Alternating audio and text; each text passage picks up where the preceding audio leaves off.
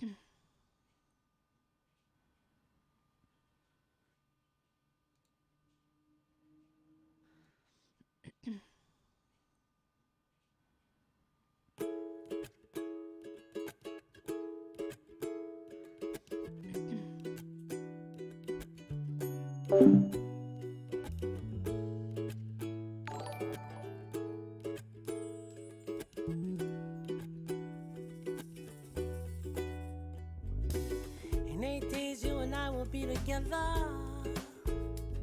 It seems like you have been away forever. Things change, things rearrange, the house remains the same. I can't wait for you and I to be together. 'Cause it's your love, your love, your love, your love, your love. I'm forever in your love.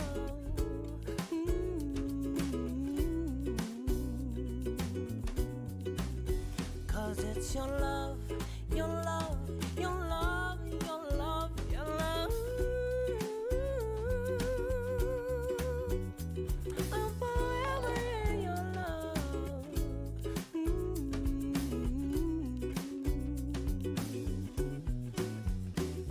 I'm feeling down, my head's spun around. Come on, kitty, let's head into town. I got a case of the blue days, want a tree for a rainy day. Pick up a stick, give it a flick.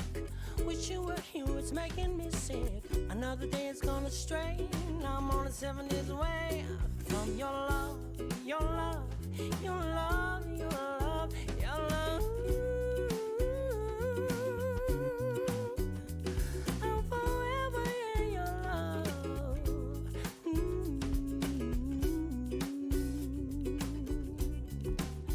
'Cause it's your love, your love, your love, your love, your love. I'm forever in your love.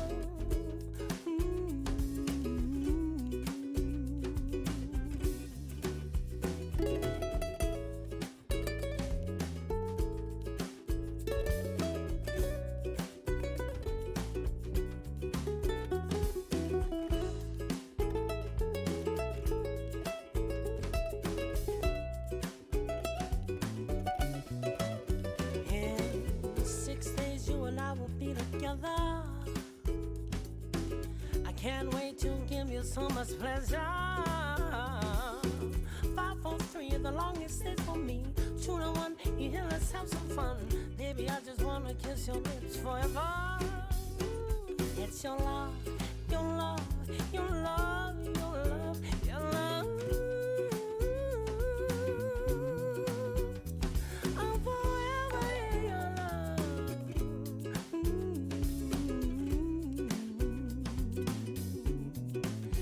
'Cause it's your love, your love, your love, your love, your love.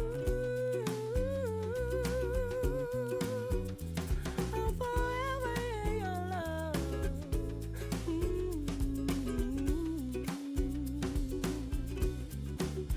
'Cause it's your love.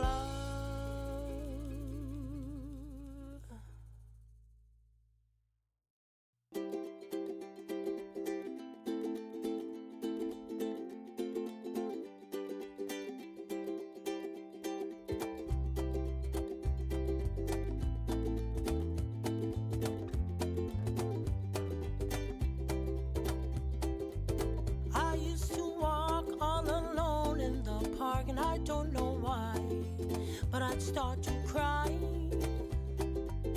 I used to think that I'd never find the one till you walked by, till you walked by. I turned to look and you met me at the eyes. I felt the vibe when you said hi. I never believed in love at first sight till you walked by, till you walked by. Now I'm covered in you, I'm covered in you like setting in sunshine. I close my eyes and I know I'm fine, and it feels so good. Been waiting for a lifetime. I feel anew, I'm covered in you.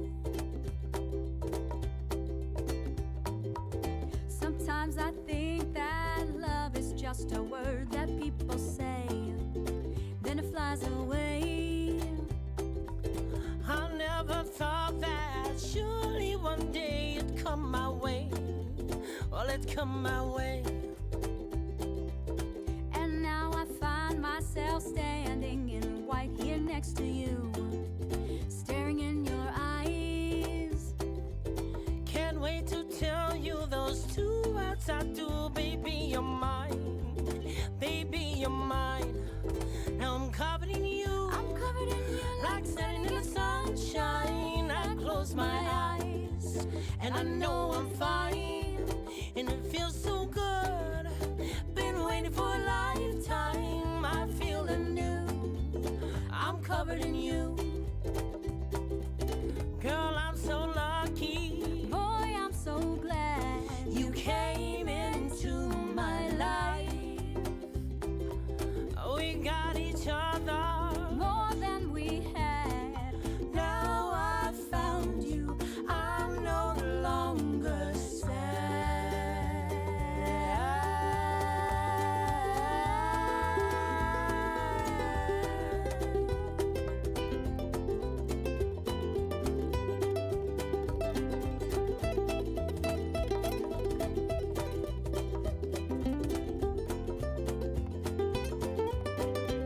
Now I'm covered in you. I'm covered in you Like standing in the sunshine. I close my eyes and I know I'm fine.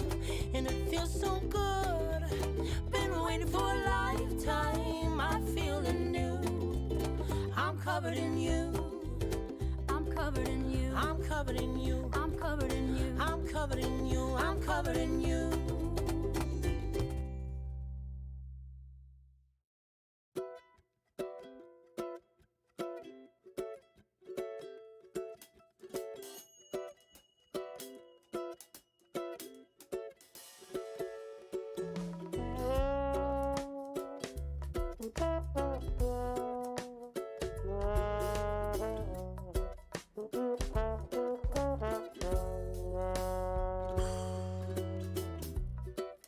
Since you've been gone, my heart has been torn, babe.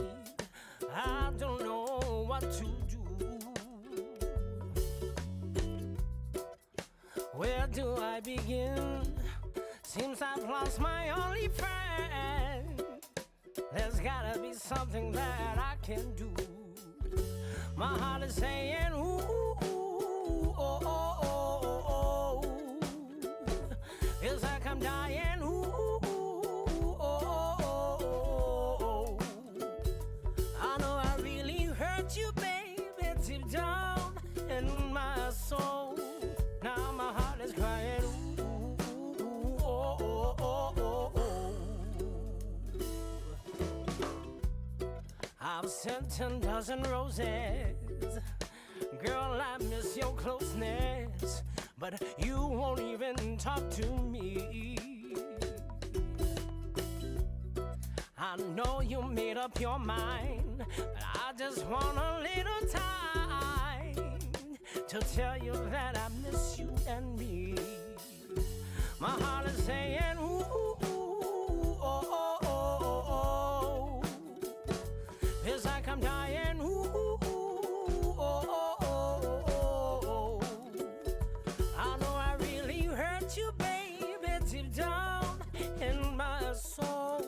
Now my heart is crying, ooh, ooh, oh, oh, oh, oh, oh. Girl, I really know I messed up here. All I've only got is just a prayer. I hope you truly know how much I care. Babe, I haven't seen you for a while. Been trying to call you up on your mobile. I just need to see your face, your smile.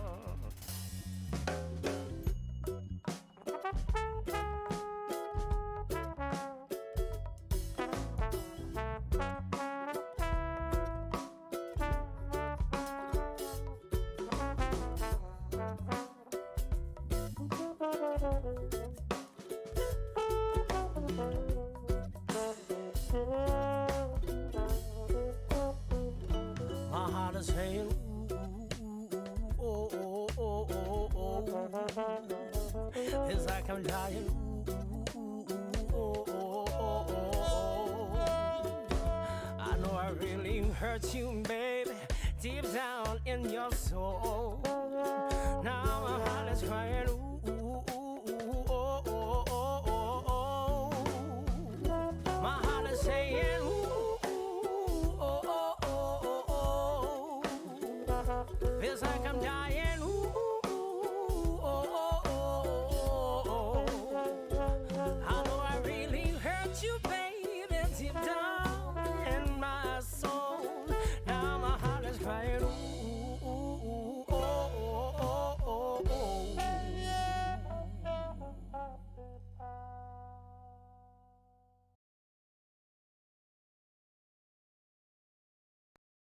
Hello everybody and welcome to my channel. If you're brand new to my channel, thank you so much for stopping by.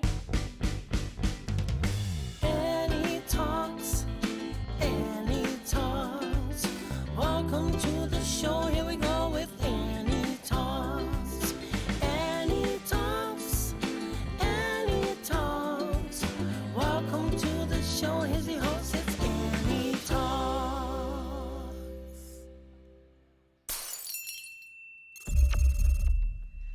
Hello everybody and welcome to the show. We're so excited to be here. I'm excited that you're here. It's a Sunday, maybe for some of you it's Monday, but anyways, it's the weekend and hey. I'm excited because we are launching. If you're new to this channel, thank you so much for joining. If if you've never heard of this before, I'm Annie Talk Show. I'll talk about me later. But welcome to this platform. Thank you very much. But we are using this platform today to launch our very brand new podcast called Mixed Talk. And I'm so excited for all of you guys to get to meet all of the new or the co-host and co-panelists, as we'll call them, coming to the show. So, in just a little bit. So, but a little bit more about this channel. I'm Annie Talk Show, variety streamer, I say that a lot. But thank you everybody that are here and will be coming as well. So a little bit about what Mixed Talk is that we are just a group of friends that have come together and talk about a lot of things, all things retro and nostalgia that have meaning and sentimental value, and that also have some sort of correlation with today's pop culture. So I'm excited for all of you guys to meet the panel. So without further ado, I'm going to go ahead and transition over here really quickly. We're going to meet our very first panelist or co-host. Hello, there's everybody there. So I met this person in fact, I met everybody here that's on this panel on Twitch Sings. And for those of you who are new to Twitch or to Twitch as a whole, or my platform as a whole, Twitch Sings was this once upon a time platform where we all came together and sang karaoke, all like-minded individuals that wanted to, express ourselves singing songs, singing some of our favorite songs, which we'll get into and how this ties in with today's episode as well. But we'll talk about a little bit more about, or about that later. But Twitch Sings was a platform where we all came together and we started singing, and through one streamer to another streamer. And as you guys know, when we raid and we do all these lovely, introductions of other people, we met each other. And so I met this person through Twitch Sings. I love her to death. She's become one of my one of my best friends here on Twitch and in Discord and whatnot. And she's like my partner in crime. We do a lot of games together. And she's just been really supportive. Everybody, please meet Wifeylovesnerd. Boom! Wifey, tell us a little bit more about yourself. Oh, hold on. Let me unmute you guys. I'm so sorry. All right. Wifey, hi. Tell us a little bit more about yourself and tell everybody who you are. I didn't do a whole lot of introductions because I wanted you guys to talk a little bit more about yourself. Wifey. Well, I am Wifeylovesnerd. I am basically Born in Miami. My family is Puerto Rican, so I do speak Spanish fluently. I love to bake. I'm a baker. I'm a stay-at-home mom. I have two kids, one a stepson, and the other one is 14, and the other is 8. My husband is also a gamer, so we do a lot of that in this house. um, and yeah, lately I've been gaming myself and doing certain things with people in the community, with Annie, of course, and Johnny. And we've been playing certain games and stuff and kind of getting into those gamer modes, I guess. But yeah, I'm a very creative person. I love to do different crafts. I like to sew, make earrings, anything that comes my way, really, that, I kind of can get my hands on and try it out. Yeah, that's pretty much what I like to do. Way to go, yay, way to go, Thank wifey. I'm you. so happy to have you and so glad that you were excited just as much as me to be a part of this. So thank you very, very, very much. Definitely. By the way, did I introduce the name of the podcast? Oh, I did, right? It's called Mixed Talk. Yeah. Okay, good. Okay, just wanted to make sure it's out there, as y'all see right there. Okay, the next person we're going to introduce is someone, again, who I met through Twitch things as well. And I actually met him in IRL. We had this SoCal meetup not too long ago, about a little over a year ago or so ago, pre-pandemic, of course. I met him through Twitch things as well, and he's been one of my just really supportive, real supportive. It to me, he helps me with my PC and gaming setup and whatnot. He put in my new graphics card. Thank you so much, everybody. Please meet JohnnyFrickinRico. Woohoo, Johnny! You're muted. You're muted. You're muted. My bad. Sorry. Yay, Thank you, there you Annie, for go. that intro. Of course. Please introduce yourself. Tell us who you are and what you like to do. What brought you here to Twitch? Sure. So I am a Southern California native. I'm a video game streamer on Twitch, on YouTube, on a lot of different platforms. So I do a lot of content creation. I also have a lot of experience with computers. So if you have any computer problem, I probably have an answer for it, point you in the right direction. I grew up in the 80s, so I'm an 80s kid. So I got to see the evolution of the personal computer, the very first personal computers, game consoles, and all kinds of cool stuff. Um, like I said, I worked for computer industries, for distributors, resellers, system builders. So I have a wide connection of different people that I go through for things, for solutions. Um, Awesome. Well, and what brought you here and to Twitch? Tell us how you came to Twitch. my sister, her screen name on Twitch is Scaring Stone. She actually encouraged me to start, streaming games because I like to play games with my friends and even just story driven games. So she actually convinced me to start streaming, and it was a lot of fun. And I'm also a huge horror movie film genre freak. So any kind of horror movies from the 80s, 90s, whatever, I know all of them pretty much. Oh my gosh, speaking of horror films, so one day we were talking about movies and I was telling him, no, I can't do it. I can't watch those kinds of movies because they freak me out mentally. And then he's like, it's just a movie. And that's how he is. He's like, he loves all that gory stuff. So, and one day he just said, get over it. Like he really put me in my place. Get over it. It's just a movie. Oh, whatever. What can I say? I am a product of my generation. Okay. Oh my goodness. All right. Well, thank you, Johnny. So nice to meet you, for everybody to meet you. And so glad you're a part of this panel as well, or as part of this podcast as well. So thank you for showing enthusiasm for it as well. All right. Next up is a husband and wife duo. I met them again here on Twitch. And, they started first. I met DJ first, and I heard him like rapping one day, and I thought, oh my gosh, like me, I can't rap to save my life. So he just blew me away with his raps and how much he, as they say, he spits bars, right? And then I met his lovely wife Rizaline Beatrice, and then later after Twitch things, we collaborated, and we still do. We've done at least 2 collaborations, music collab. Oh always got my. Oh my goodness. We did 2 music collaborations. He's a musician, singer songwriter. I'm sure of that. Singer songwriter. They both play musical instruments. DJ plays the drums. Drums. Whoa, where did that come from? DJ plays the guitar. DJ plays the guitar, and Rizaline plays the keyboards. So why don't you two introduce yourselves? Everybody, please meet DJ B or DJ Bibinka and his lovely wife, Rizaline Beatrice. DJ and Rizaline. What's up? How's it going, y'all? So, thank you for that intro, Annie. It makes me miss Twitch Sings because I realized like I haven't like done any raps in a long time. That's how I would get my rap out was Right. doing Twitch Sings. So, shout out to everybody that was on Twitch Sings. Anyway, so my name is DJ Rabinkahan. You can call me DJ or DJB because that's easier. I'm a variety streamer specializing in music, shooters, and motivational speeches. So based out of the San Francisco Bay Area, I'm a broadcasting technician and a full-time tired student.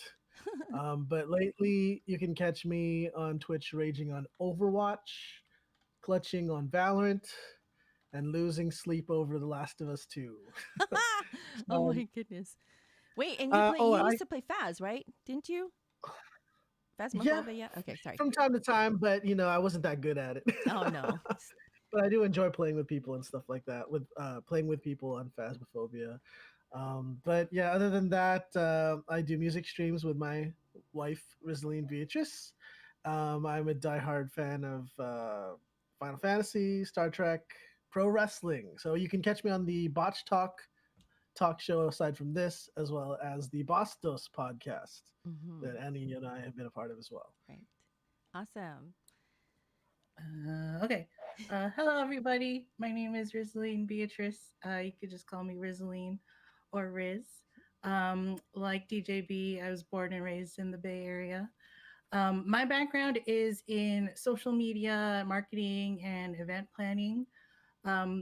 I don't really stream so much, so you can usually catch me on DJB streams, or like everyone said, singing and playing in music streams. Outside of Twitch, I love to watch crime drama TV shows. I'm a diehard fan of Law and Order SVU and Criminal Minds. I also like to try out recipes that I find off of TikTok. And I am fascinated by true crime, conspiracy theories.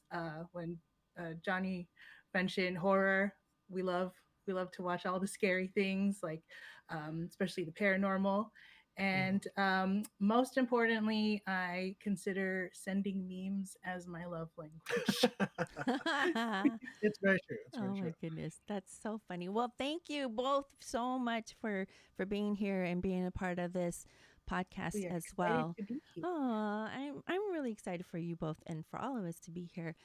Well, thank you. And okay, so a little bit about me. I'm Annie Talks or Annie Talks, aka Annie Talks. I'm a variety streamer here on Twitch and other platforms. I'm a okay. Well, my background is also same as Rizaline's social media.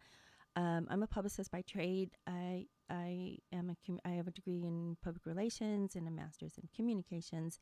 I work for a computer technology company here in the Southern California. The same retail location Johnny goes to often to get all his stuff, all his lovely computer parts and whatnot. I on here on Twitch, I used to do Twitch Sings primarily, and then I started doing No Small Part, which is this acting troupe or acting platform for made up of a troupe of people that wanted to come together and that loved performing and acting, reading scripts. We did a lot of live readings online and acting online. So it's called No Small Part, and I believe they're starting up very, very soon. But I'm also a talk show host here on Twitch. So I have my own talk show called Annie Talks, and I am a on-air radio personality for Hawaiian network or Hawaiian Radio Network. So there you go. I do have musical background, and when I went to college, my first time around, I'm a vocalist first, and then a musician second, and then dancer last on purpose because I can't dance for the life of me. But so I did all that. I did performing, and I sang for Disney and the national anthem at the Laker games 3 times in a row. So that's my claim to fame. But I've had a lot of fun, in the entertainment spectrum, and I just have a lot of fun. Thank you guys all so much for the follows. Thank you. I have a lot of fun being on these type of platforms and talking, as you all know. And these guys will tell you it's not Annie talks for a reason. It's that she loves to talk, because I really do. I love to talk, and I also like to talk to other people and just kind of pick their brains and whatnot. So speaking of which, this is why we come together with this show with this podcast called Mixed Talk. So as we mentioned earlier, it's really just us coming together every month. We're going to do this on a monthly basis. So and then if it picks up if it has legs and it starts to show a little bit more interest, or not interest, but people start to show a little bit more interest, then we'll probably make it more frequently. But for now, it's once a month. So we're a group of people that love to get together, and we want to talk about all things that meant something to us, right? When we say, we're going to talk a lot about back in the day. We're going to say that a lot. Back in the day. Hi guys. Hi everybody online, on in chat. Thank you. We see you, Voodoo, and oh goodness, I can't scroll up. But hello everybody. Aaron is Law. Hello. But we want to come together and talk about things that meant something to us. And our first topic of today, and this is one of the reasons why when I first came to each one of these folks and asked them about, hey, would you like to do a podcast? And they're like, yeah, I would love to. So our first topic today is called, drum roll please, it's called mixtapes. All right. Oh, before we get into that, so you guys know what the topic is. It's called mixtapes. But we are going to for all of you guys to get to know a little bit more about us. We're going to start off with this thing called Two Truths and a Lie. All right? Y'all ready for this? Wait, let me get to my little stuff here. All right, Two Truths and a Lie. So, let's see. Let's start with so what it is you all are going to tell something about yourself.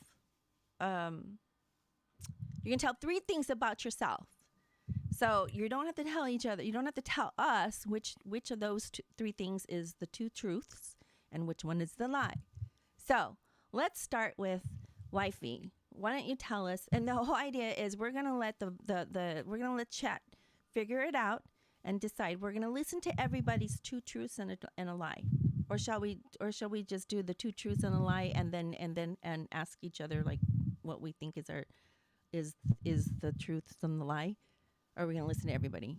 I haven't really we can go one by one. One by one? Okay. Yeah, in case you forget. Oh, that's true. Okay, Wifey, why don't you start with your 2 truths, or why don't you start with your 3 things about you, and then we'll see if we can pick out the lie. Yeah? All right. Okay, go. So, I have sang in an opera. I've been to Donald Trump's house. Ooh. And I have skydived. Wait, say it again. Okay, I sang in an opera. Okay. I've been to Donald Trump's house. Okay. And I skydived. So opera. What do you guys think, Trump, chat? Skydive. Right. What do all of you guys in chat think? So remember, she sang in an opera. She she went to Donald Trump's house, or she skydived, and she skydived. So which one of those do you think is the lie? Dun dun dun. So can we type in chat too, or do Sure. we just talk about it here? Okay, I'll type mine in chat. I'm kind of zoomed in on the Donald Trump's house one because he has like a bunch of houses, and like I think Wifey earlier said she's like she was from Miami, so there could be something there. Um, yeah, I think I'm gonna pick that one because that could be like you could have lied and like manipulated the truth because that's how lies. So you think that's the lie that I've been to Donald Trump's Yes. house? Okay, Okay. so Rizaline says Rizaline and Beatrice, Rizaline and Beatrice, Rizaline and DJ. You guys both think it's the Donald Trump lie. Oh no, I think it's skydiving. Oh, okay. I don't think you've been skydiving. Mhm. Okay, Wifey. Johnny, what do you think? The I majority thinks agree. skydive I said the skydive's a lie. I think that's my I'm opinion. gonna agree with that. I think the skydive is a lie too. So everybody, and I think looks like everybody's pretty set on the skydive as a lie as well. I think one and three right. are simple. So I think one of those two are a lie. Really, tattoo. Thanks. Okay, go ahead, wifey. Tell us which one of these is Watch the this, the lie. opera one. It is skydive. I've never been skydiving. Uh, Ah. Wait, so you sang in an opera and you met Donald Trump, or you I went to? did. So tell us a little I about didn't. that. I went to his Oh, you house. went to his house. Okay. When I was in high school, actually one and two, singing an opera and going to Donald Trump's house, kind of tie in together because they both were when I was in high school. We were in a choir, and our choir, out of years of several choirs, that they come and go, our choir was named like top one in the state of Florida. Wow. We went to competitions. Every time we went, we won. And so we got invited to a lot of things. One was to sing in an opera. So I got to be in an opera called Norma. That was the opera that I sang Ooh. in. And back then, of course, in high school, we were these skinny little girls. So we were the little Norma's little girls, dressed in these little flowy dresses, and ran up to the stage and had to like kneel down in front of her and in front of the main girl and everything, and sing. And so that's how I got to do that. And then we got invited to Donald Trump's house, which is in West Palm Beach. Ah. It's, well, Palm Beach, I guess, Palm Beach Island. He has an amazing house there. Now it's not even a house anymore. It's like a museum. And a lot of events get hosted there and stuff like that. Yeah. But back then, it had just, I think, had just been transitioning to more of like a place for events and stuff like that. It was still technically where he lived, and a lot of places were closed off. So I'm guessing maybe he still had like his personal things, or bedroom and stuff like that, were closed off. So we were only allowed to be in certain areas of the house. Um, and so we got Interesting. invited to go there. There was some sort of event there for, I want to say it was like the Senate, or I don't know, somebody important. And so we got invited to go sing, and so we got to sing with our choir and stuff like that. So, and Nice. skydiving, never been, but I've always wanted to go. I've always wanted to skydive. So one day, when I get the opportunity, Yeah. I would love to do that too. That's awesome. Nice. Yay. Well, good. So, chat, thank you so much for participating. And yeah, we all picked it, right? We all picked the skydiving. Good to know a little bit Mhm. more about wifey. So, thanks for sharing. So, Johnny, it's your turn. Okay, here are my three statements, and you have to guess which one is the lie. Okay. First statement: Mhm. I was arrested 2 times before I graduated high school. Ooh. Second statement: I have a black belt in karate. And Ooh. third statement: in high school, I placed in the finals at the LA County Science Fair for 2 years straight. You placed what? First, second? In the finals, Oh, I in the made it to the finals. finals of Okay. the LA County Science Fair. Okay, Two wait. years straight in high I school. need to type this all down. What is it? One is Okay, so the first one was I was arrested 2 times before I graduated high school. he graduated high school. Okay, there's one. Number two, Number two. number two, I have a black belt in karate. In karate. Okay. You guys like Number poker face three. on right now too. Number three, in high school, I placed in the finals at the LA County Science Fair 2 years straight. Science fair. 2 years straight. I had to write this down before I forget. So Okay. arrested twice, Mm-hmm. Okay, black belt, who science fair. finals? Yeah. Mm, Mm. I don't know. I think Johnny's telling the truth about the black belt because I could have seen him at Cobra Kai dojo or something. So That's so true. Oh God, yes, probably so. Which is why he's such a big fan of Cobra Kai, right? He loves Cobra Kai. uh, Hmm. Wifey, what do you think? I think I think black belt is the lie. I don't know. I don't think I could see him.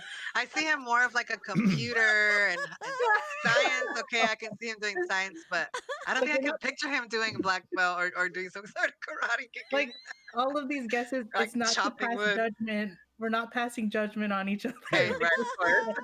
We're just like playing the game. Yeah, there you go. Oh snap! You make a Because good point, though. I mean, he is a big Cobra Kai fan for real, so that's a tie-in with with the karate. I can see that, but I can kind of almost not see him as a black belt in karate either. But I think Okay, he what do you maybe. think, Annie? I think he maybe had done karate, but I don't think black belt per se. But then I'm almost kind of leaning. I almost went with 3 with the science fair as the lie. So I don't know. I think okay. Well, since I we think there's because there's both of them have like numbers with them, and if you like those, that's You're kind trying of to break it down to like a size. you gotta, extra I see what you mean. Two, yeah, the Oh. code 212, right? It's um, just like but I'll pick the arrested one. Maybe you were just arrested like one time instead of two. I don't know. which one? Uh, You gonna I, pick one? I think we're both picking arrested. I don't think you were arrested before graduating high school, Johnny. Mhm. His face. I was like, okay. I think you're oh my disappointed with god. that face. You're like, oh, really? Okay, I want So to everyone, say. Wait. I think okay. I'm leaning on 3. So it looks like we have a 1, 2, 3. It looks like we stacked on 1, 2, 3. So I say 3 is a lie. The science fair. What do you what? Okay, So Johnny, and wait, and what's everybody saying in chat? They're saying the Black belt lie. Black they're belt in saying Valorant. all of them are lies. No. All right. Well, okay. Break it to us gently, Johnny. Go. Okay, the wifey's right. I do not have a black belt in karate. Aw. I took Yeah, I couldn't karate see with my him doing sister. that. And after I saw the Karate Kid in 1984, me and my sister decided for karate. I have a white belt. My sister has a yellow belt. So I did take karate, but I am not a black belt. No. Oh, there you go. So Mm. wifey was right. Woo. I see him more of the computer, the science, and all that. Yeah, I can see him doing that stuff. But I don't think I could Oh my picture god. Johnny chopping wood. Oh my god. That's freaking Funny story, hilarious. real Yeah, fast. tell us. Tell us Funny, these stories. sorry, funny story. But my mom, she had a brown belt in Taekwondo. Oh wow. Ooh. So Wow. my sister, she wanted a black belt really badly. So she took my mom's white belt and dyed it black. And I've never seen my mom so angry before. I think that's really smart. That's so funny. Science. But you Wait. said you went to the science. Yeah, tell us about this. I want to know about the He got arrested. arrested 2 I want times to know Yeah. that for too. Oh, being that in the too. science That fair. Okay. too. I got arrested 2 times before high school. That's true. Okay. I was a nightmare for my parents. I'm going to be honest. Okay. I grew up in LA County. It was a rough neighborhood. We did a lot of bad stuff. But yeah, it's true. That's true. Luckily, I'm a minor, so it doesn't really count per se. So that's thank you, justice system. Yeah. And then tell us about the LA's science down fair. the LA County Science Fair. I did place in my freshman year and my sophomore year. Went all the way to the LA County Science Fair Wow. finals. I didn't win the finals, obviously, but just to Was it a even get project? there, yeah, projects that we had to present to the school, and then it Do you goes to remember the what it was? district. Um, the first time I placed, it was something about birds. Like, Huh. no, it was a bird experiment type of thing. I don't really remember too much about it. It didn't go too far in the finals. But the second time I placed, it was something about smoke. Whether an electrostatic precipitator can remove solid particles from There you go. smokestacks. So that was pretty interesting. That was a lot of work into that. So So that is true. I placed. I got into the finals of the LA County Science Fair. Oh, very Nice. cool. All right. Okay. Is it my turn? Okay. So my turn. Oh gosh, I hadn't even thought about this. Okay. So my three statements are I got arrested. Also, Oh, um, I sang the national anthem at the Lakers games. Um, and oh gosh, I haven't even thought about my third statement. What's my third statement? I uh that's you're saying that's the arrest the lie? Okay. And um I play 5 instruments. arrested, The guitar, the anthem, piano, the kazoo, 5 instruments. no, I'm just kidding. 5 instruments. Go. It's the last one. You did not play 5 instruments. That's the lie. Wait, And you what? mentioned earlier that you sang the national anthem at Lakers games. I know I'm Yes, so he Twice did. in stupid. a row. I know. God, Annie, I just like led with the It's okay. I led with the lead. It's okay. Go ahead. So you say which one then, Rizaline? Wait, what does chat say? Instruments, Instruments. national Instruments, I don't anthem. think you were instruments. arrested. You. They're saying you were arrested. Arrested. You did sing the anthem at the Oh, Lakers, okay. but Those you were do my not play three. 5 instruments. Okay, so everybody's saying instruments. Okay, so you say Rizaline and DJ, you say instruments. Yeah. Okay, all right. And what about you, Johnny? Yeah, definitely instruments. Number 3. What That's the about lie. you, wifey? Definitely 3. It's got to be the instruments. I knew about you singing the national anthem, and I think you told me the first story before. So I kind of cheated in that sense, They're but spicy stories. Of course, Oh she my spilled the gosh. beans. so I'm pretty sure it's number 3. Of course, she spilled the beans before. I I remember. know, it's so stupid. I spilled the beans. Okay, yes, it was. Okay, everybody says instruments. It's true, instruments. Actually, I was thinking, wait a minute, do I really? I played the cello when I was in high school. I played the piano. I started to learn the ukulele and I started to learn the guitar, and that's really truly it. 4. So technically, I only play 4, sort of. I Right. only play 2, really. But so a little yay, thanks you guys. You guys all know me so well. You read me like a book. Thanks, Voodoo. Thanks a lot. So I did get arrested. Funny, because when you said arrested, I was like, damn it, he took mine. I did. It was I think it was actually after high school, but I was still in my teens, so I was like maybe 17 or just on my going on my 18th birthday, kind of. Whoa. So they ended up arresting me as an adult, not a minor, because I was already on the 18-year-old side, I guess. I don't know, whatever. But real quick on that, I worked at the Del Amo Mall, which is here in Torrance. It's one of the biggest malls in the whole United States. It's 2 blocks worth, and they had 2 stores of each.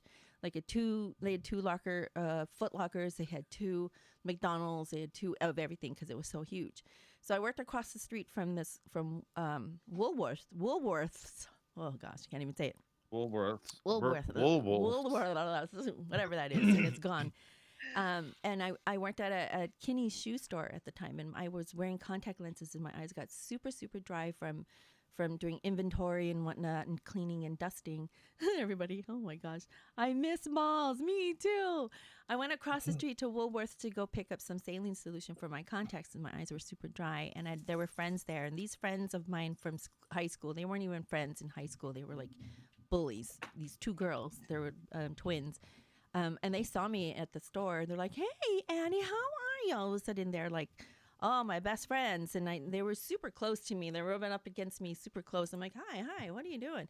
And then when I left, they left. And then when I walked out of the store, there was this security guard that was dressed in plain clothes. And she saw me, and she was looking at me hard. She was like, and then when I walked out of the store, she goes, "Ma'am, we're going to have to take you back into, you're under arrest." I'm like, "What do you mean I'm under arrest? I should have asked for ID, but stupid me didn't, because she was plain clothed, right?"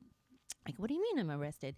She goes, "Just come back with me." And I went to the back, and she had me empty Yeah. out my pockets. I guess these two girls, the twins, as you know, they were such bullies and they hated me for whatever reason. And they stuffed like I had bought some saline solutions, but they also stuffed some saline solution in my pockets. I was wearing jean jacket. Remember way back Oh when these no. long jean jackets? Seriously, they put saline solution in my jean jacket, like two, one in one pocket, one on the other. I heard this arrest story at least 4 times now. You need to find a new tidbit. I haven't heard it. Oh my This God! is Shut up. exciting. Now everyone's heard it. I know. And so then they arrested me, but they didn't call my parents. They ended up calling my then boyfriend, who was my husband later. But they ended up calling him, and he Oh. bailed me out of jail. um, yes, and then yes, I did. I spilled the beans earlier. Yes, I did sing the national anthem 3 times at the Laker games during Christmas. Back in Really? 2000, I want to say 2000. Oh gosh, 2007, 8, and 9, or was it 8, 9, and 10? It was 3 years, but and I had met Kobe Bryant. I met Oh wow. I saw Shaq, and they were like bigger than you know, they're bigger, so bigger in life, and I mean they were towered over me, and it's a good thing I think I memorized the song because I was like in awe of them. I literally was staring at them while I was singing the song, and I don't even remember. I had an out of body experience. I don't remember even singing the song or singing the national anthem. That I was like in such awe of them. And right behind them was Allen Iverson. At one point, I was like, Oh I wow. was literally like fangirling big time. I was like, oh my God, look at that. And there's Michael Thompson. And he was pushing me. And, and look at that. And look at that. There's that. And I was literally like fangirling big time. So yeah, I don't even remember that. So yeah, there you go. Two truths and a lie. Thank you. Thank you guys for participating. Thanks to our chat for that for all those lovely guesses. And Voodoo, yes, you have heard these songs,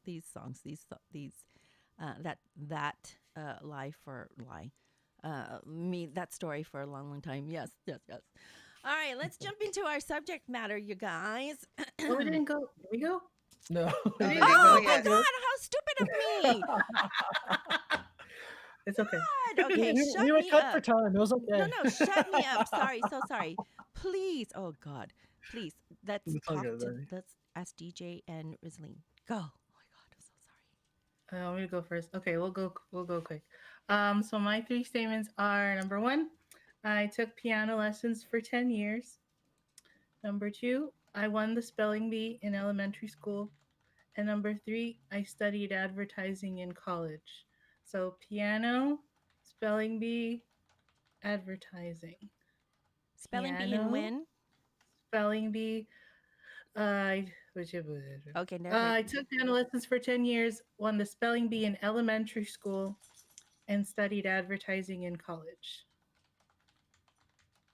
Advertising in college. Okay, so okay. Well, I know you take piano lessons because you're a piano major, for crying out loud. So I say piano is not the lie. I don't know you. I don't know your story about spelling bee in elementary school. But I think you're in marketing and social media, so advertising makes sense to me. So I want to say 2 is the lie. Go, Johnny. We're seeing Can I get a lifeline? Can I can I Oh, God. can I ask you to spell something? Oh, snap. Spell hors d'oeuvre. Use it in a sentence. Use it in a sentence. Okay, no. I think the lie is number 3. I think you did win the spelling bee, and I think you have studied playing the piano for 10 years because I think I heard you say that at one point on one of your guys' streams. So number 3, I think it's the marketing and advertising college thing. I think that's the lie. I say the same. Number 3. Okay. So the lie What is- is. Wait, what does chat say? Yeah, what is chat saying is Rizaline What is does DJB? What does DJB say? Oh, He's like, I don't even know. How well do you know your wife? Just kidding. Better get these answers right. Advertising. I'm seeing advertising. I say or 3 piano lessons. or number 1. Really? So So I did take piano lessons like for 10 years, like a little over 10 years. I did not win the spelling bee in elementary school. I just remember Ah. participating in it, and it was like in the basement or like the cafeteria, and I didn't get far. And I did. I have a BS in advertising from San Jose State. Ah. Yay! High Oh. five whoever guessed two. So Yay! you got it, Annie. Yeah. Hey, can I ask you guys something really quick? Mhm. Because you guys live in NorCal, have you ever been to the Winchester House? No, I The haven't Winchester yet. Mansion, San Jose? No, I haven't either. No, Oh, you Yeah. should it's go. like It's pretty cool. it's weird because it's like next to a mall or like a shopping area. Like there's like two shopping centers, and then like down the road Yeah, we've seen is the it, but I've never house. been inside. I've watched the movie too, but If yeah, you I Wait. go, wanna if you go, I don't know about COVID, but if you go during Halloween time, they do like non-COVID, sleepovers or something. I yeah, think. they have a special tour and they'll take you to parts of the house that you ordinarily can't go to.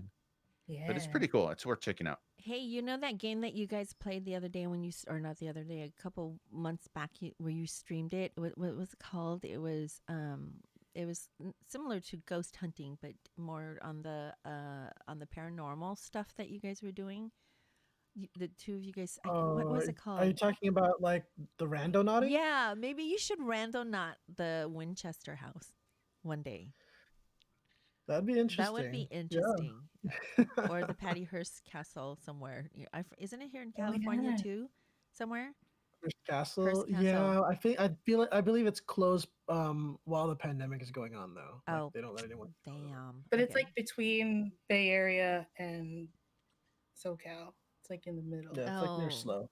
Yeah. cool. Because I know that we were doing that one time. They were doing this thing called random nodding, and I was watching it. I literally got like freaked out. I was like, no freaking way. Yeah, it's trippy. Okay, I'm sorry. DJ, go ahead.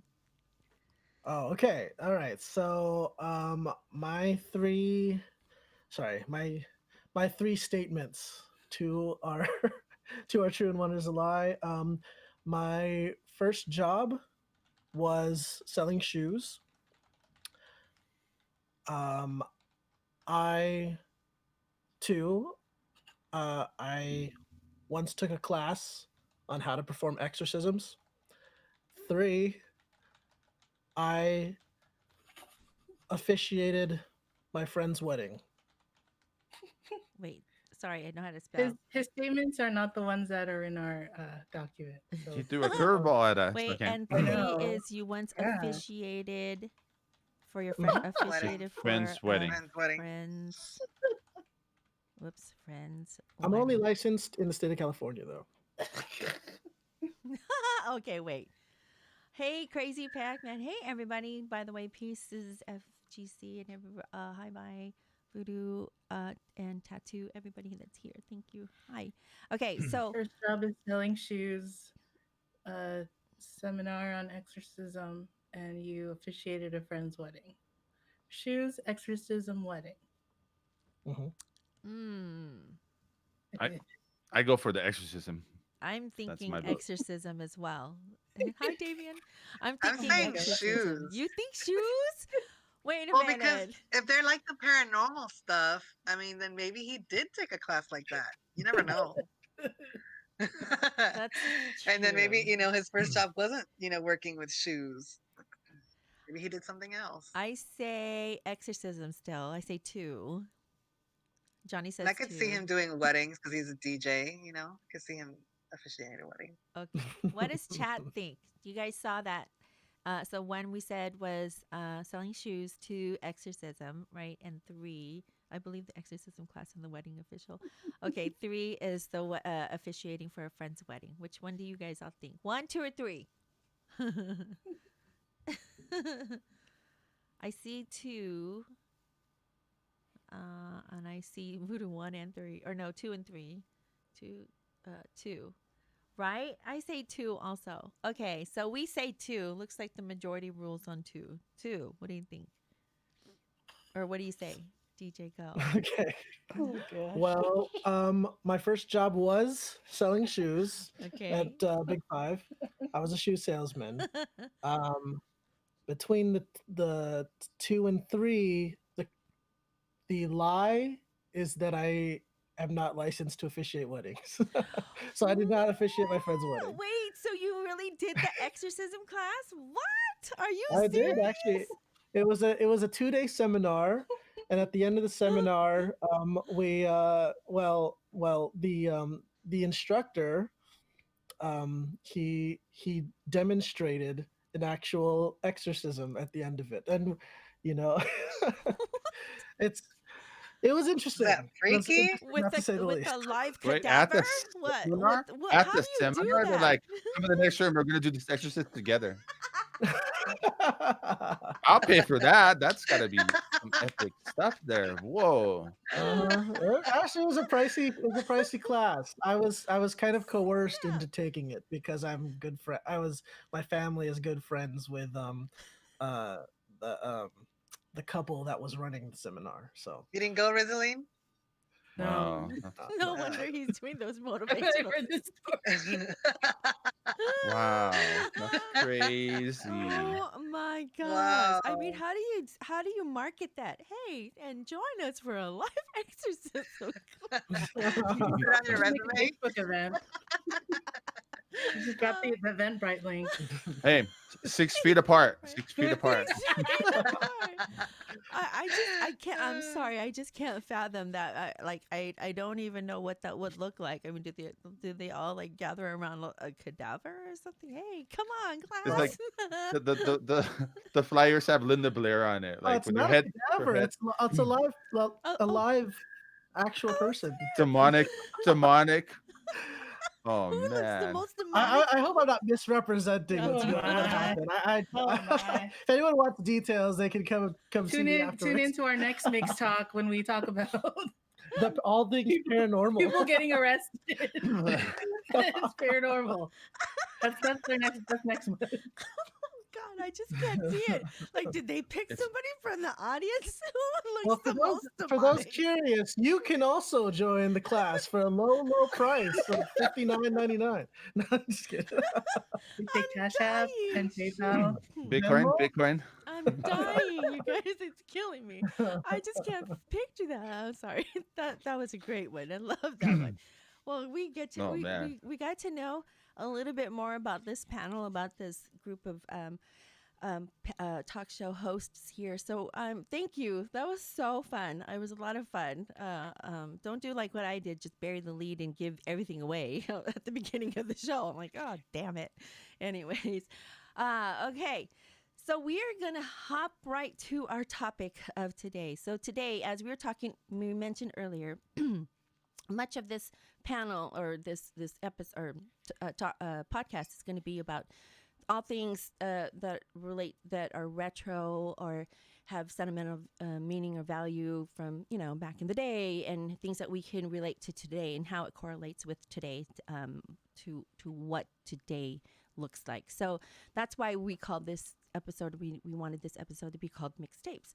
So a little bit about the history about mixtapes. So I was of the era, Johnny and I actually, in fact, all of us pretty much, we were of the era where actual cassette tapes, and I think DJ is going to show you what that looks like for those of you who don't know what this is. Those that were.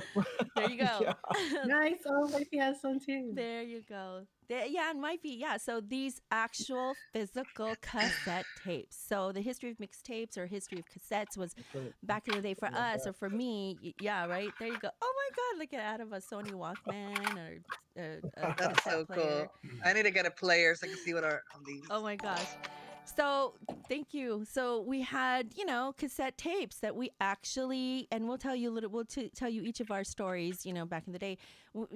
My recollection of mix or tapes are, taking a tape recorder. And sometimes they were like these little tiny tape recorders, like what DJ showed there, or these really big boom boxes. And that's when boom boxes were like the thing, right? And then you press the play and record, and you actually recorded songs. And how do we record songs, you guys? For the most part, we recorded them off of radio stations. And God knows that for me, at least, I used to be so annoyed with the DJs. And look, I'm a DJ now, or I'm a host now. With DJs would talk through the beginnings of songs, right? And I'm sitting there with my fingers on the play and the record button, trying to press play and record. Like, oh goodness, can you stop talking already so I can get this? Because so I can get this song. And then every time I would play it back for friends, they're like, dude, how come you only started at the lyrics? Right when the lyrics started. That's because the damn DJ talked too much. So there you go. So that's the recollection that I have of mixtapes. So why don't you guys tell a little bit more about what a mixtape is to you, and maybe give some examples of how that came into play in your lives. Go, anybody. Okay, well, for me, mixtapes I was kind of like of the generation where we were transitioning out of like tapes into CDs. Um, uh, but because I was um I listened to music on a budget when I was younger. I had to make a lot of mixtapes for myself because, well, one, because my dad was very much like, I don't want you listening to that worldly music or whatever, so I would never be able to buy like CDs. Like I I didn't get any money for that type of stuff. Right. so so the music, when I wanted to listen to, like, I was a big fan of like R&B, so like groups like 112, Drew Hill, they were big when I was younger. Um, Babyface, Boys to Men, like I'm a really big R&B and soul fan. So I would have to just make tapes by, like Annie said, I would record them by listening to the radio and waiting for their songs to pop on. Uh, I also had a tape recorder with a microphone on it. Oh. Um, what I would do is I would watch like MTV after school, and I would wedge it underneath the TV where the speaker is, and I would just press record, like like this, and I would just press the record button, and I would record like music videos and stuff like that, and I would just listen to that. That was how I got exposed to like music that was not was not Christian music Oh my when I was goodness. younger.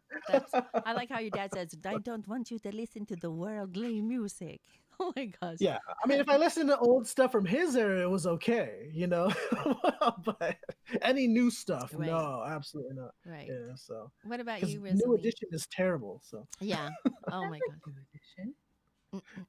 And Rizaline, what about your recollection of mixtape? Well, so it is more of the transitional period. Like, um, when I was a lot younger, we did use tapes to record stuff, but it was definitely more making CDs.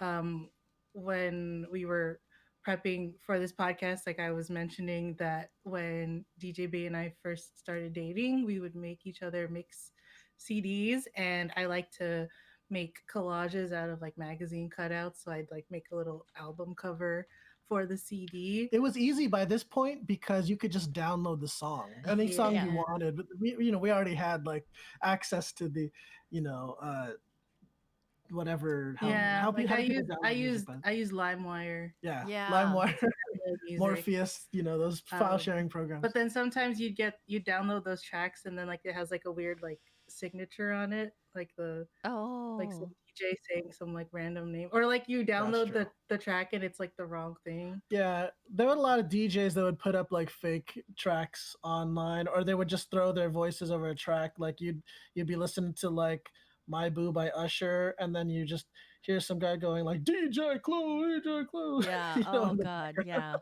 Yeah. That's So, funny. What about but you, yeah, Johnny? For me, what does mixtapes mean to me? Well, as a kid, it meant freedom.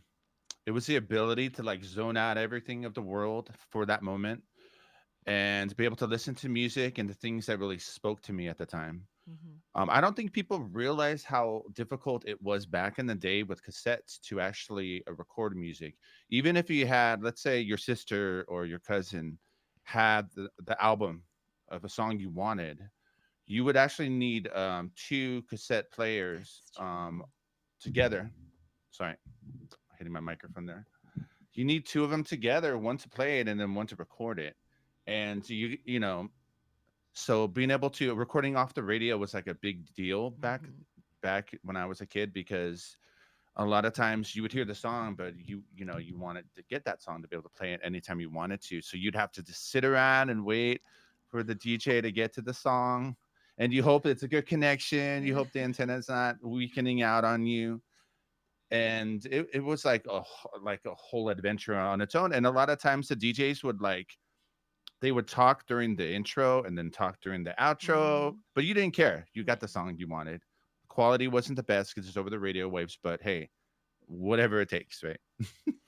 Right. So yeah, I mean, to me, it was freedom. It was be able to have the music you wanted to listen to that speaks to you Right. whenever you wanted Whenever you to. wanted.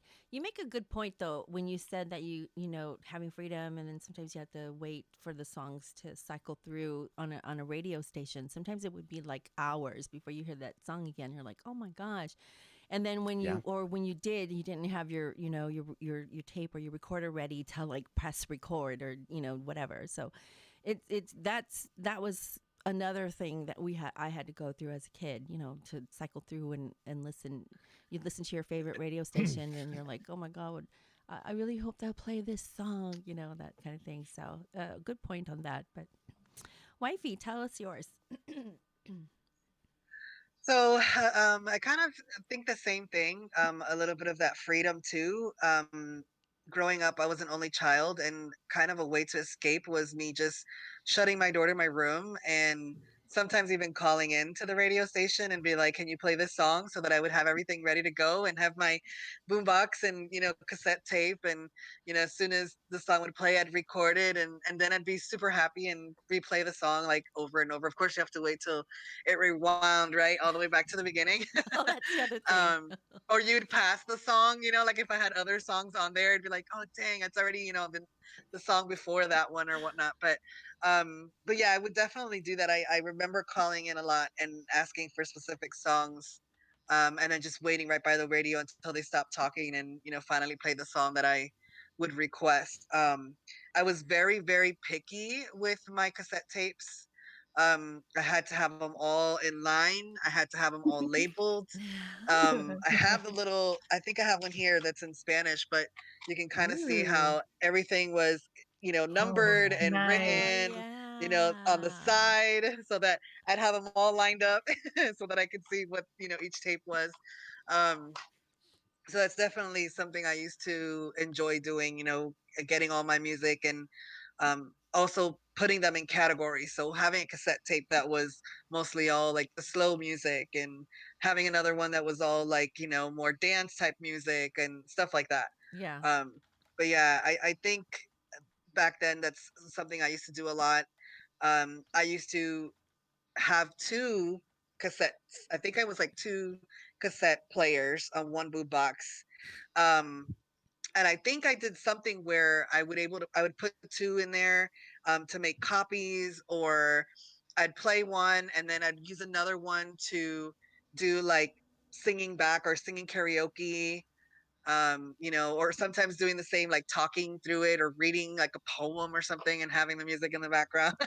I got really creative. I Yeah. mean, being an only child in my house and just shutting my door and just like as I said, it does kind of give you that freedom of, just kind of going to another place and doing your own thing and recording your own music on your own your little tapes. Right.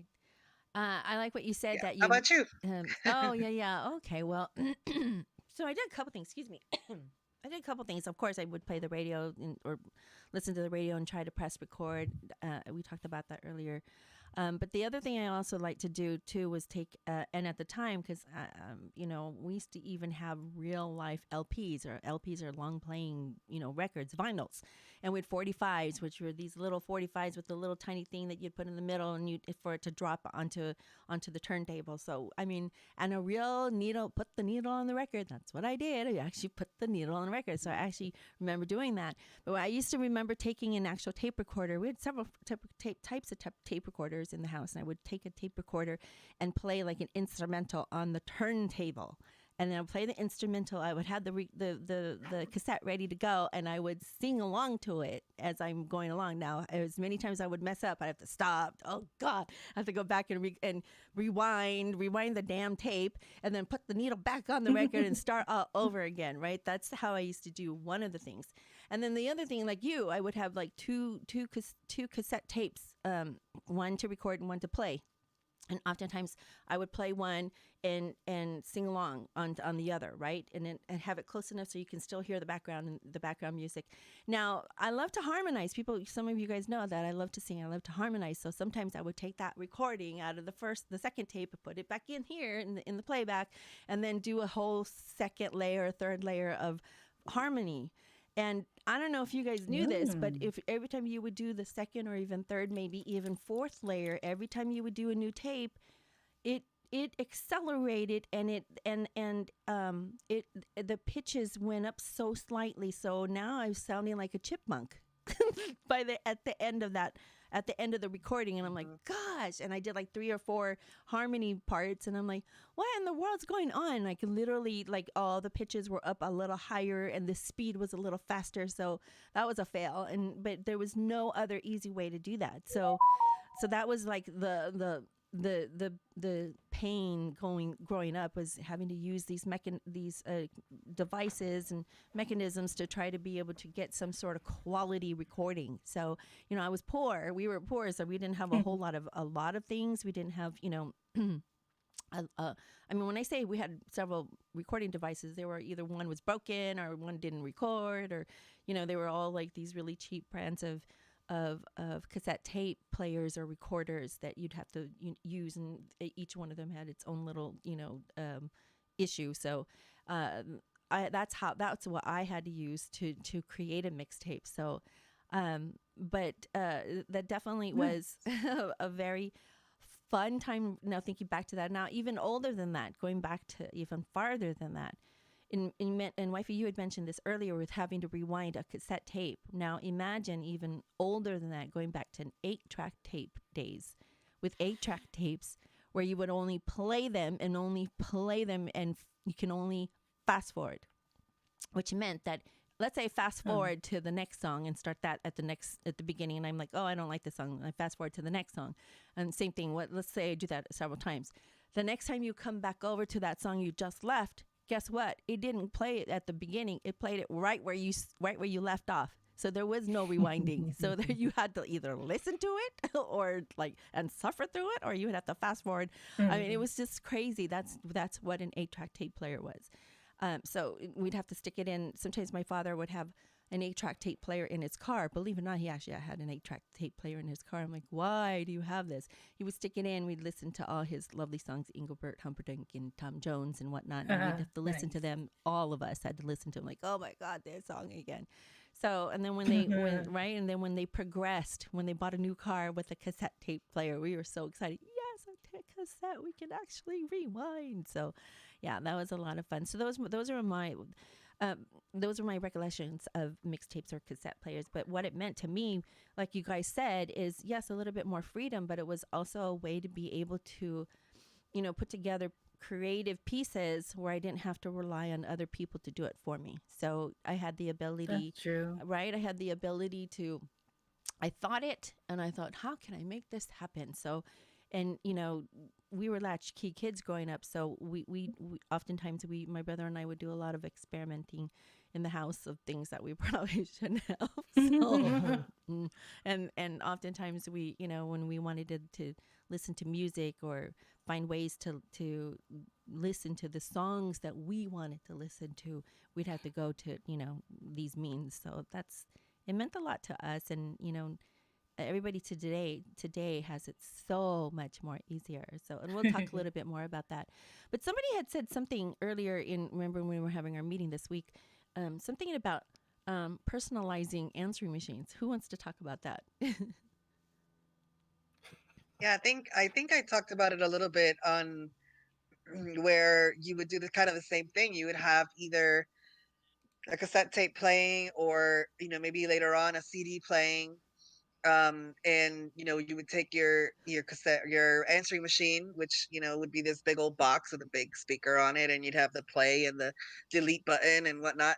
And you would get it real close to whatever speaker you were using, and we'd be like, okay, who's gonna say what, and if it was a family thing, we would all kind of say our parts, or if it was just one person, you do your own. But I do remember doing that, and remember putting like a popular song that was popular at the time, and put it in the background. You kind of lower it down a little bit, and start talking in your answer machine and say, I'm not here right now, and that kind of thing. But and I think DJ was talking about that too, about how they used to have the ones where your service had like the song or like you could pick something and it would Like play a it while they. ringback tone. Yeah. Right, Oh, right, right. right. Yeah, that's. Did any of you guys do that? Have answering machines and play actual songs and sing along, or do some sort of rap or some sort of, hey, this is Annie.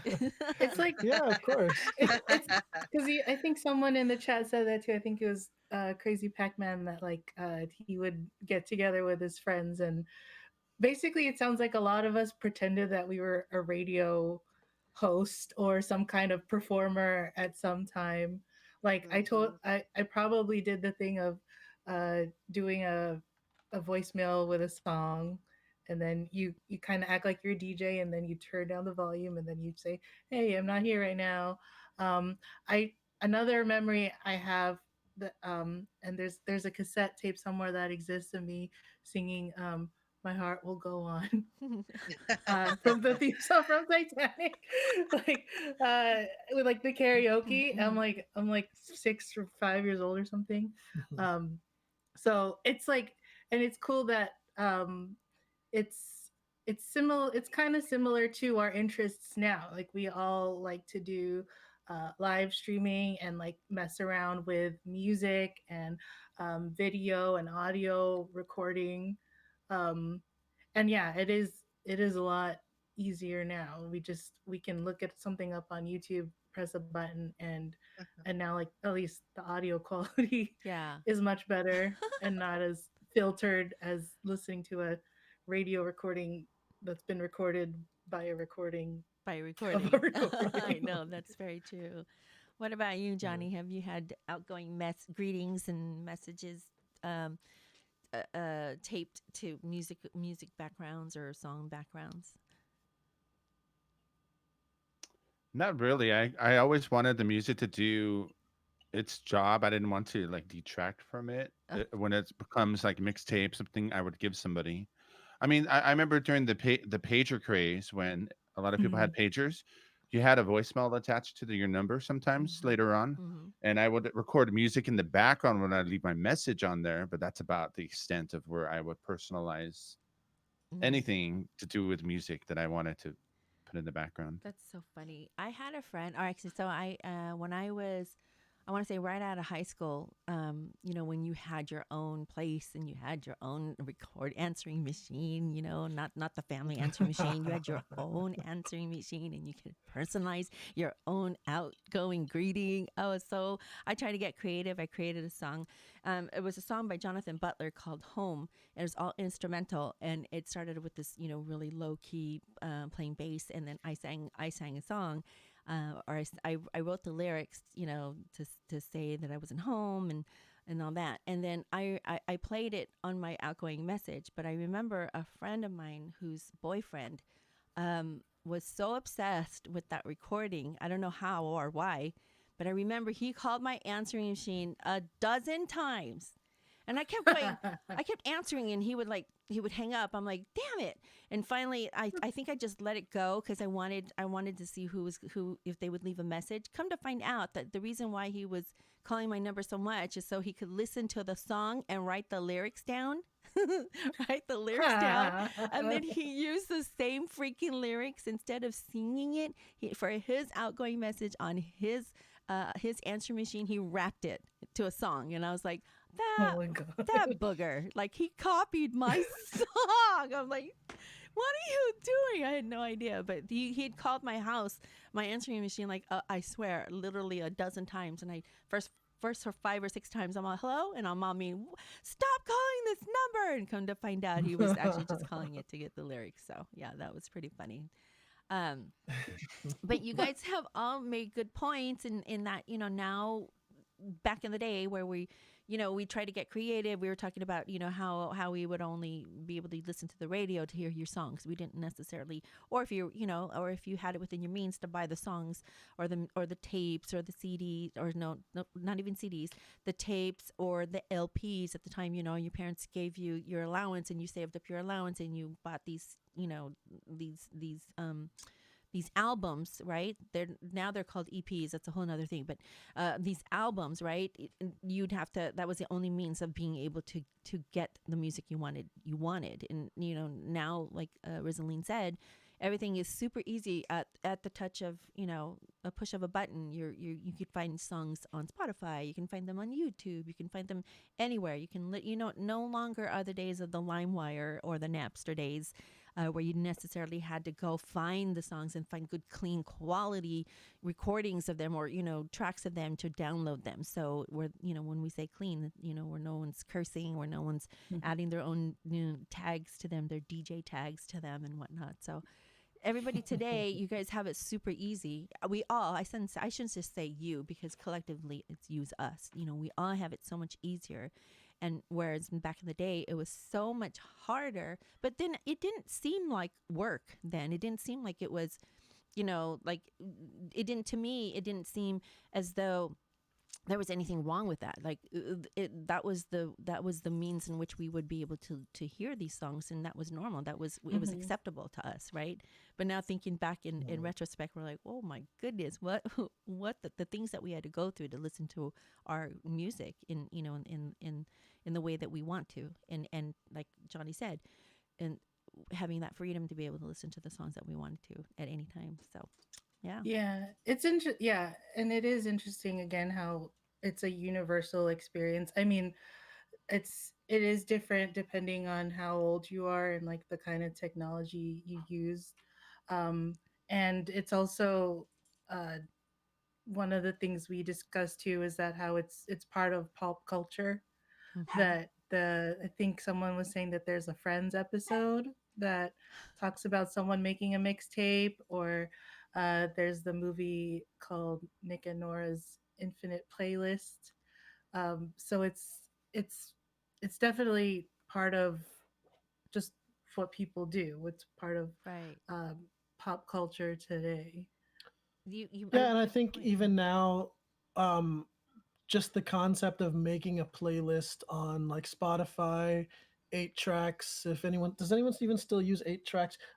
Not the 8 tracks that you're talking about, Annie. Not the actual tape itself. There was an app called 8 tracks, and that was like where people would create playlists and then share it. Sort of a like a cheaper version of Pandora or something like that, right? I made a few playlists on there, and people would go and they would listen, and then if they liked it, they would heart it, and if they really liked it, if you got a lot of hearts, it would like be a gold playlist, and then if you got like a certain number, it would be a platinum playlist. So when I made a gold playlist, I was like, oh hey, cool, this is a collection of songs that I liked, and like other people enjoyed this particular collection, and it kind of felt similar to how what you would hope someone would feel if you gave them a mix CD or a mixtape that you created, and that has a personal touch, has like your personal touch on it, and it's a way of like relating, right? Right. Yeah, good point. Yeah. So what are some of the things that let's go back to the Friends episode, because yes, the Friends episode, Wifey brought this up too. The Friends episode where Chandler, they're trying to do something creative for each other, for Valentine's Day, they wanted to make sure they made their Valentine's gifts as opposed to buying their Valentine's gifts. I'm so sorry, my dog keeps barking. As opposed to Okay. he wants to answer for me. So as opposed to buying gifts for each other, Chandler and Monica decided that they wanted to make gifts for each other. So the one thing that Chandler did was he came up or he found an old mixtape, and he thought, Yeah, and he forgot. yeah, He he forgot to make her something. he forgot to make her something. Go ahead, wifey. Talk a little bit more about that. He forgot to make her something for Valentine's. She forgot too. I remember that. She forgot too, and she borrowed a sock puppet from Phoebe that Phoebe had made, a sock bunny or whatever it was with floppy ears or whatever. And she put it in a box, and he was like, oh my god, she made something, so what am I going to do? I didn't make anything. So he rushes through his closet, and he's looking through drawers and finds a mixtape, and it says like romance or something on it. So he's like, this is perfect. So then she's like, oh my god, I can't believe you didn't forget, and you remembered to make it. Oh my god, how sweet. I don't deserve you, this and that. And then he pulls out like this sock puppet, and he's like, wait a minute. He's like, doesn't Phoebe make sock puppets? And she's like, no, I made it. And he's like, okay. But then, yeah, so I think the next day or that same night, I remember, they were like, put candles and had a romantic dinner for Valentine's. And so she goes, ooh, let's put on your mixtape. So she puts it on in the little like boombox thing, and they start dancing, and they're all romantic. It's real quiet. Next thing you know, you hear Janice's voice, which is Chandler's ex. And she's like, And her singing the song and, saying things like, you're my Valentine and I love you and all this stuff. So then that's when, they figure out like, wait a minute, that was not obviously, his, that right, he had made, Janice had made it for him. right. Um, Yeah, but so but yeah, that was pretty funny. talking It's a good about that, episode. so obviously Janice made that mixtape for Chandler. So have you guys ever done that? Have you ever? I mean, I used to make tapes for myself, songs that I wanted to hear that obviously people didn't either want to hear or didn't have the same kind of interests or likes as me. Oftentimes, I would listen to a ton of musical theater or um, artists that people. Yeah, I used to listen to Marie Osmond. She was my idol growing up. So people didn't want to hear her. So obviously, they wanted to hear songs that they related to. So when you put together a mixtape, did you ever receive a mixtape like that, like the way that Janice gave to Chandler? And then if so, like what were some of the things that, how did you put, what was your thought process when it came to putting a mixtape together? Were you thinking about love songs? Were you thinking about categories, or, talk a little bit about that. So talk about some of the things that maybe, how did you come up with your song choices? DJ and Rizaline, you want to start with that? Okay. Well, um, I I feel like it depends on who it's intended for, of Okay. course. When you're making a tape for somebody, it's like if it's for a girl that you like, uh or if it's just for a friend or something like that.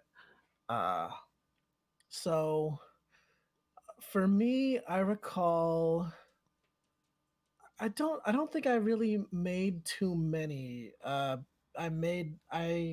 made some for myself, as I mentioned, but I do recall that there was one time where I did make like a small CD for some friends, and I had some like original stuff that I was working on, like songs that I wrote and stuff like that.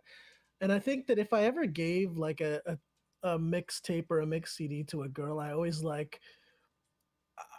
like overanalyze every single lyric to make sure that like the impression isn't to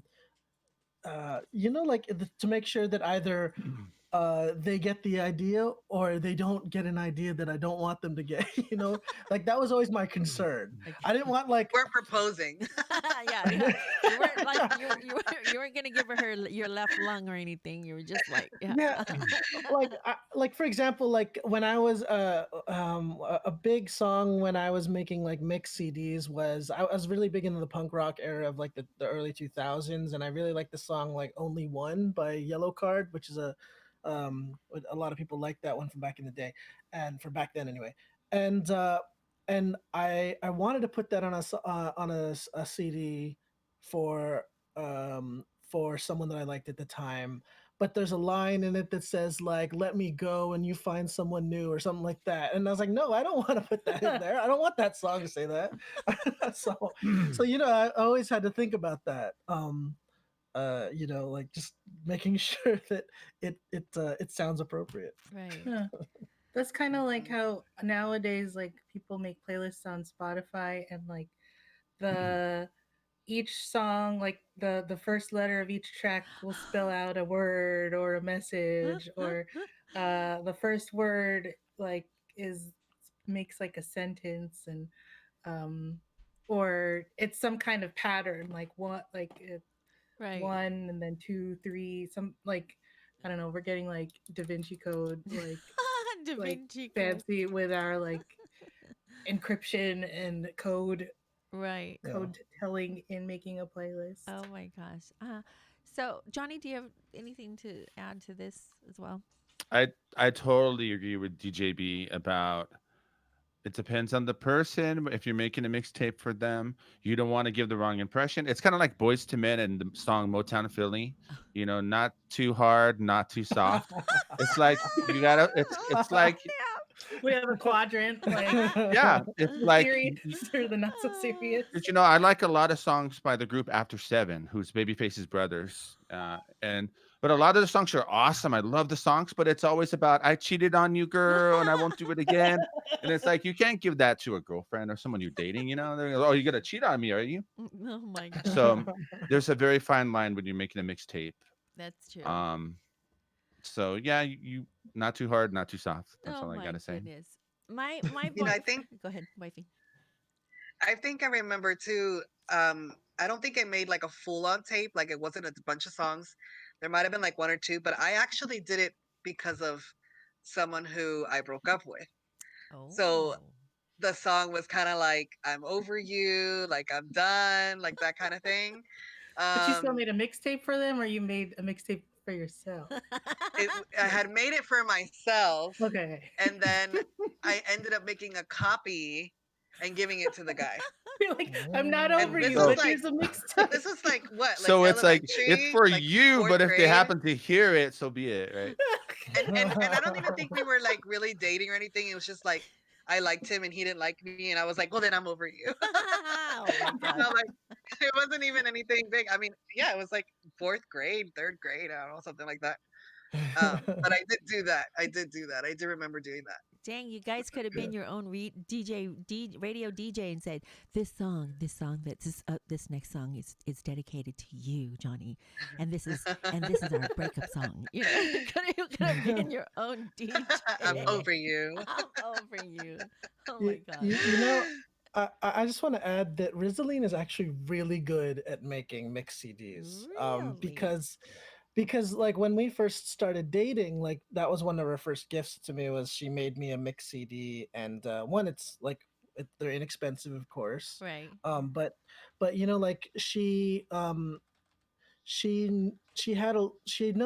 a lot of songs, and and she even like knows a lot of mashups, which are cool because I it's love like hearing mashups. yeah, it's like Mm. hearing like one song mixed with another song, and if you know both songs, it's kind of fascinating and fun to hear when you listen to them. So she put a lot of that on the mix CD, and then she would even like make a collage as the booklet for the CD case and everything, and Wow. it has like some nice wordings and stuff in there. So But like mashups are kind of tricky to find Mhm. because you have like the regular streaming platforms like Amazon, Apple, Pandora, Spotify. I think do people put like mashups and remixes on Spotify?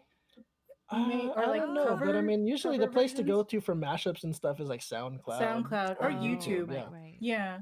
right. So and it's like well when it comes to like mashups like it's very hit or miss because Mhm. some like a lot of people just like put one thing on top of another and call it a day. Mm-hmm. But like, like have you guys No, heard I've heard those? some And pretty then bad like some mashups. like the key is off or like the timing Yeah. is off, and you're like, Yeah. this is like I like where you're going with it, but it was not. I like where It's you're not going with very. it. It's not very Everybody's good. a DJ nowadays, right? Yeah. Well, I was gonna say you must have a hidden, like you're like a hidden mix master, like guru, then, right? It sounds like I can't, I don't even know how to do that. To tell you the truth, I'm like, so yeah, yeah. For me, it's A lot of times. mhm. Oh, go ahead. No, it's just for me, it's Oh, not that I way. was just. I was just gonna say. I mean, a lot of times it's like. Sometimes it's just music that. I mean, most like what are my thought? What's my thought process in making a Mhm. playlist? It's usually like the time, like that time that you interacted with that person. Mhm. So like whatever like decade or whatever kind of Right. era. Um Songs that make you think about that person, or songs that you have like a mutual uh memory towards. yeah, so it's like we heard a song together and that it started to have some significance for us. Yeah. I mean, I remember there was like a Christmas where I made I basically made mix CDs for my friends and did the same thing of a collage cover. But I think I did that mostly with songs that I already had on my on my laptop at the time. And this is like I didn't realize that like computers now don't even have like a CD drive to Oh, make Yeah. Right. yeah. CDs. You It's Yeah. know, true.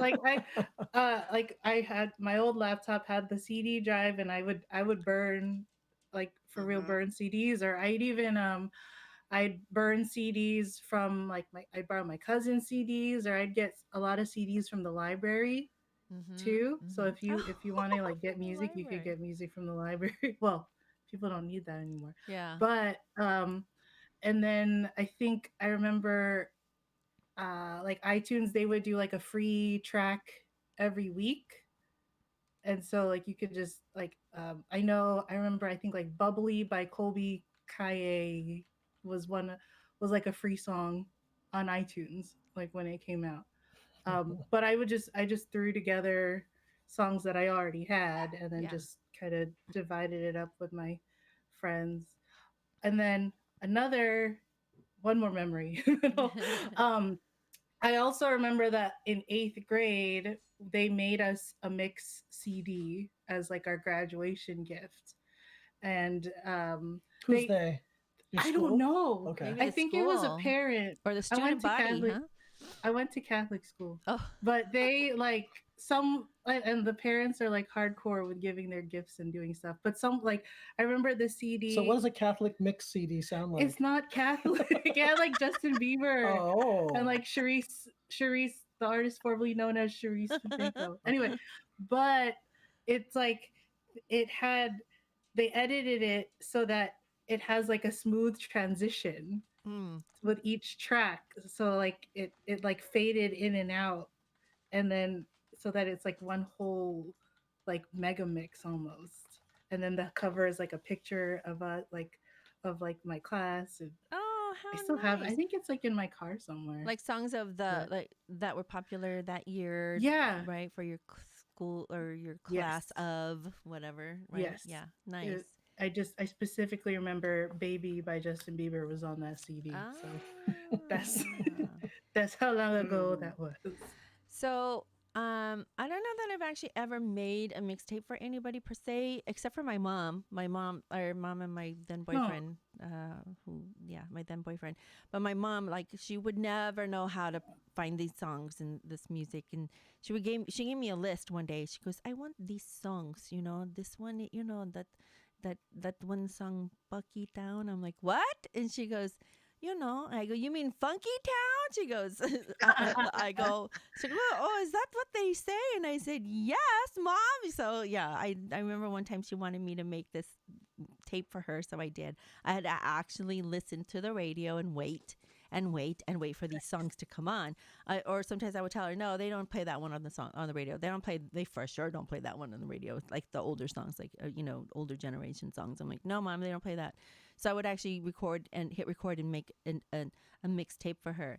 And there was another time where I only made a mixtape for my then boyfriend, who was going. You guys might have heard all my stories on my stream before about my one boyfriend who was my husband later, but he was going away for summer, and his mom made him break up with me. His mom made him break up with me, and so that he can concentrate on college. He was going away in college in Boston, or no, Andover, Massachusetts.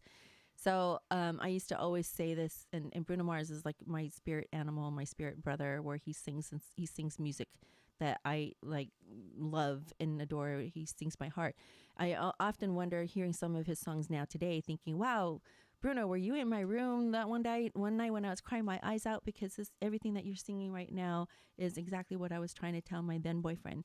But of course, Bruno's a lot younger, but now his music today. But I just remember making him or a cassette tape with all the songs that meant something to us. This is our song. Remember, take this with you, even though you're breaking up with me because your mom made you break up with me. Take it with you so you can listen to them and remember me when you go to college.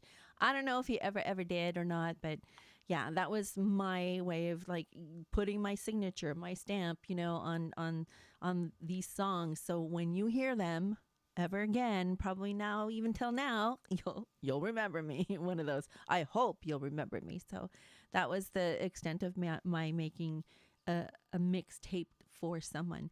But you'd mentioned, Rizaline, about putting a playlist together even now today on a CD. So my recollection of that early days was I had a cousin who was younger than me, who was getting married one weekend, and for her party favors, right? Her takeaway party favors, she made mixed CDs with all the love songs that had meaning to her and her husband, and she labeled it with, and she put her engagement photo on it, her and her husband's engagement photo on it, and they titled it something, and such and such's wedding, and 2000 whatever it was, or 19 something whatever it was. Mhm. And then and they listed all their love songs. So that to me was the early introduction to me of a mixed CD. So but yeah, it was very similar to what you were talking about with your class, your high school. So yeah, definitely some interesting stories with that. um so let's see. Oh, Rizaline, you were asking earlier. What were you asking? With mixtapes, something about the predictions. Why don't we talk a little bit more about that? Oh, sure. One of the questions that I had was, how do you see mixtapes or playlists changing in the future? So we've kind of gone over a little bit of like our own history with starting out with making cassette tapes, and recording off the radio, and then eventually transitioning to making CDs and being able to download tracks, and using LimeWire, Napster. Nowadays, a lot of us make playlists on Spotify, YouTube. I know DJB and I use Amazon Music to listen to music. And the interesting thing now is you can go and pick a song, and whatever streaming platform, they can make a whole station from it. So there's a lot more uh, predictive playlist creation. I There's a website that I found that's called like Boil the Frog. I'll put the link in the chat, but it's like you can pick a two songs, and then it'll generate a playlist that'll transition into into those two songs. So like you could go from like Lady Gaga to like Johnny Cash, and it'll make a whole playlist.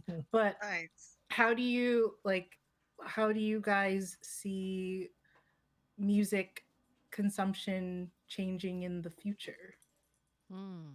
That's that's the question. how do you guys see music consumption changing in the future? Mm, That's kind of hard to predict. I mean, the media has changed over the decades. The means to get the music changed as well. I mean, I kind of see people like I know on my YouTube channel, I have a whole section of just videos and music that's some of like the most underrated jams of the last decade or whatever. And so like sometimes I'm driving, if I want to listen to something, I'll just go to my playlist there and listen to that. So I think and Rizaline's kind of what you're talking about, where it can predictively create a playlist for you to listen to. I think that has a lot of promise in the sense Hmm. that you could have it follow you wherever you go. It's the means of accessing it just is getting super and super easier. Um, so I have a feeling it's going to go that route eventually, having some type of cloud follow you mhm. with your Hmm. music mixes. You know, So that uses some like algorithms, right? Algorithms, and it tracks your behavior, your GPS. right, your Or memory of what you've listened to.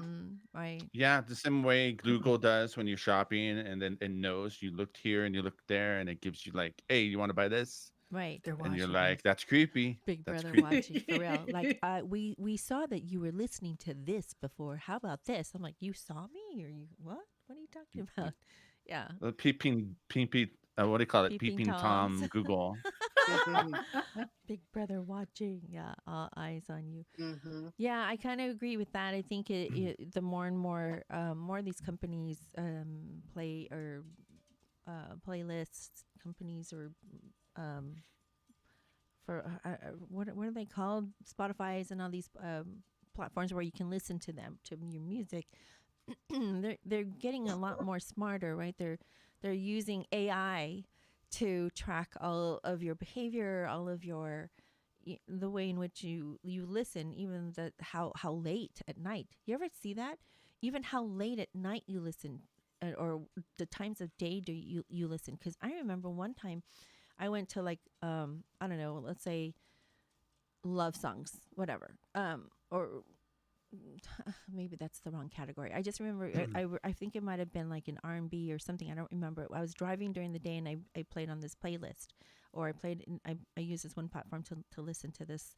I searched R&B during the day. I remember it was really weird because I was driving somewhere early in the morning to somewhere, and I clicked on this playlist or this search engine, and it found like these songs that I could listen to, and they were all upbeat. And then late at night driving home, because I think it was at a gig or a venue of something. I was driving home, same thing, that same playlist, that same search engine, whatever, and it found what I wanted to listen to, that genre of music. And next thing you know, it's playing slow songs. And I'm thinking, wait a Oh. minute, that's so weird. And Hmm. I don't know if that was the norm or if that was just that particular platform. I don't know. I think because they're these AIs are getting smarter and much more sophisticated, that there's ways to do that. There's ways to track, there's ways to check and track your behavior, and even the time of day in which you do things and see things. So I thought that was kind of interesting. Yeah. It's it's like it's useful, but it's also an automated machine thing predicting for you. Like I know for myself, if I put a playlist, if I ask Alexa to play a playlist, then I usually it'll play like the most obvious popular stuff, and usually I don't want to listen to like the obvious popular stuff Right. for it. Like I'd want some like I don't know, that's kind of how I am with listening to music sometimes. Like uh well, it's like I put on like a Motown playlist and it played like Lovely Day.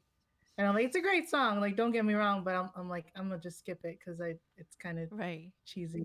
Like, no offense to that song. It's a great song, but I was like, it's cliche. I don't know. Like, it's, I mean, and it You want to also, hear the more obscure tracks, not the yeah, cliche. It's like if you make an '80s, if you pull up an '80s playlist, you're always going to hear "Don't Like, Stop Believing," and it's like For there's don't so real. need many to. better songs from the '80s, We right? don't need I'm Yeah, sorry, not better, excuse me. I have a but like lot more selection than that. there's Yeah.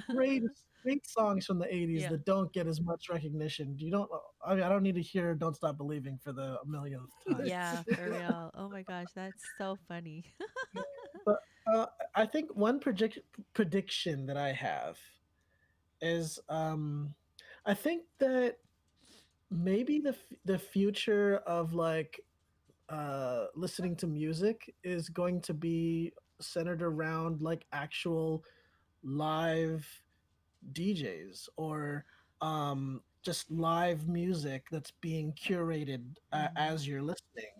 And to the point, because you look at Twitch and now they're attracting they've attracted like guys like T Pain, Lil Jon, uh, Snoop Dogg. You know, a lot of these guys, and they're playing their music. And I think that as the future goes on, what we may see like really big names like um, just producing live music, and then maybe even not so big people, but people will build a following as DJs playing live music, Hmm. and say you could be in your car, connect to a live person like picking music, and you get like uh, you get a sense for the music that they like to pick, Hmm. and so you follow that DJ True.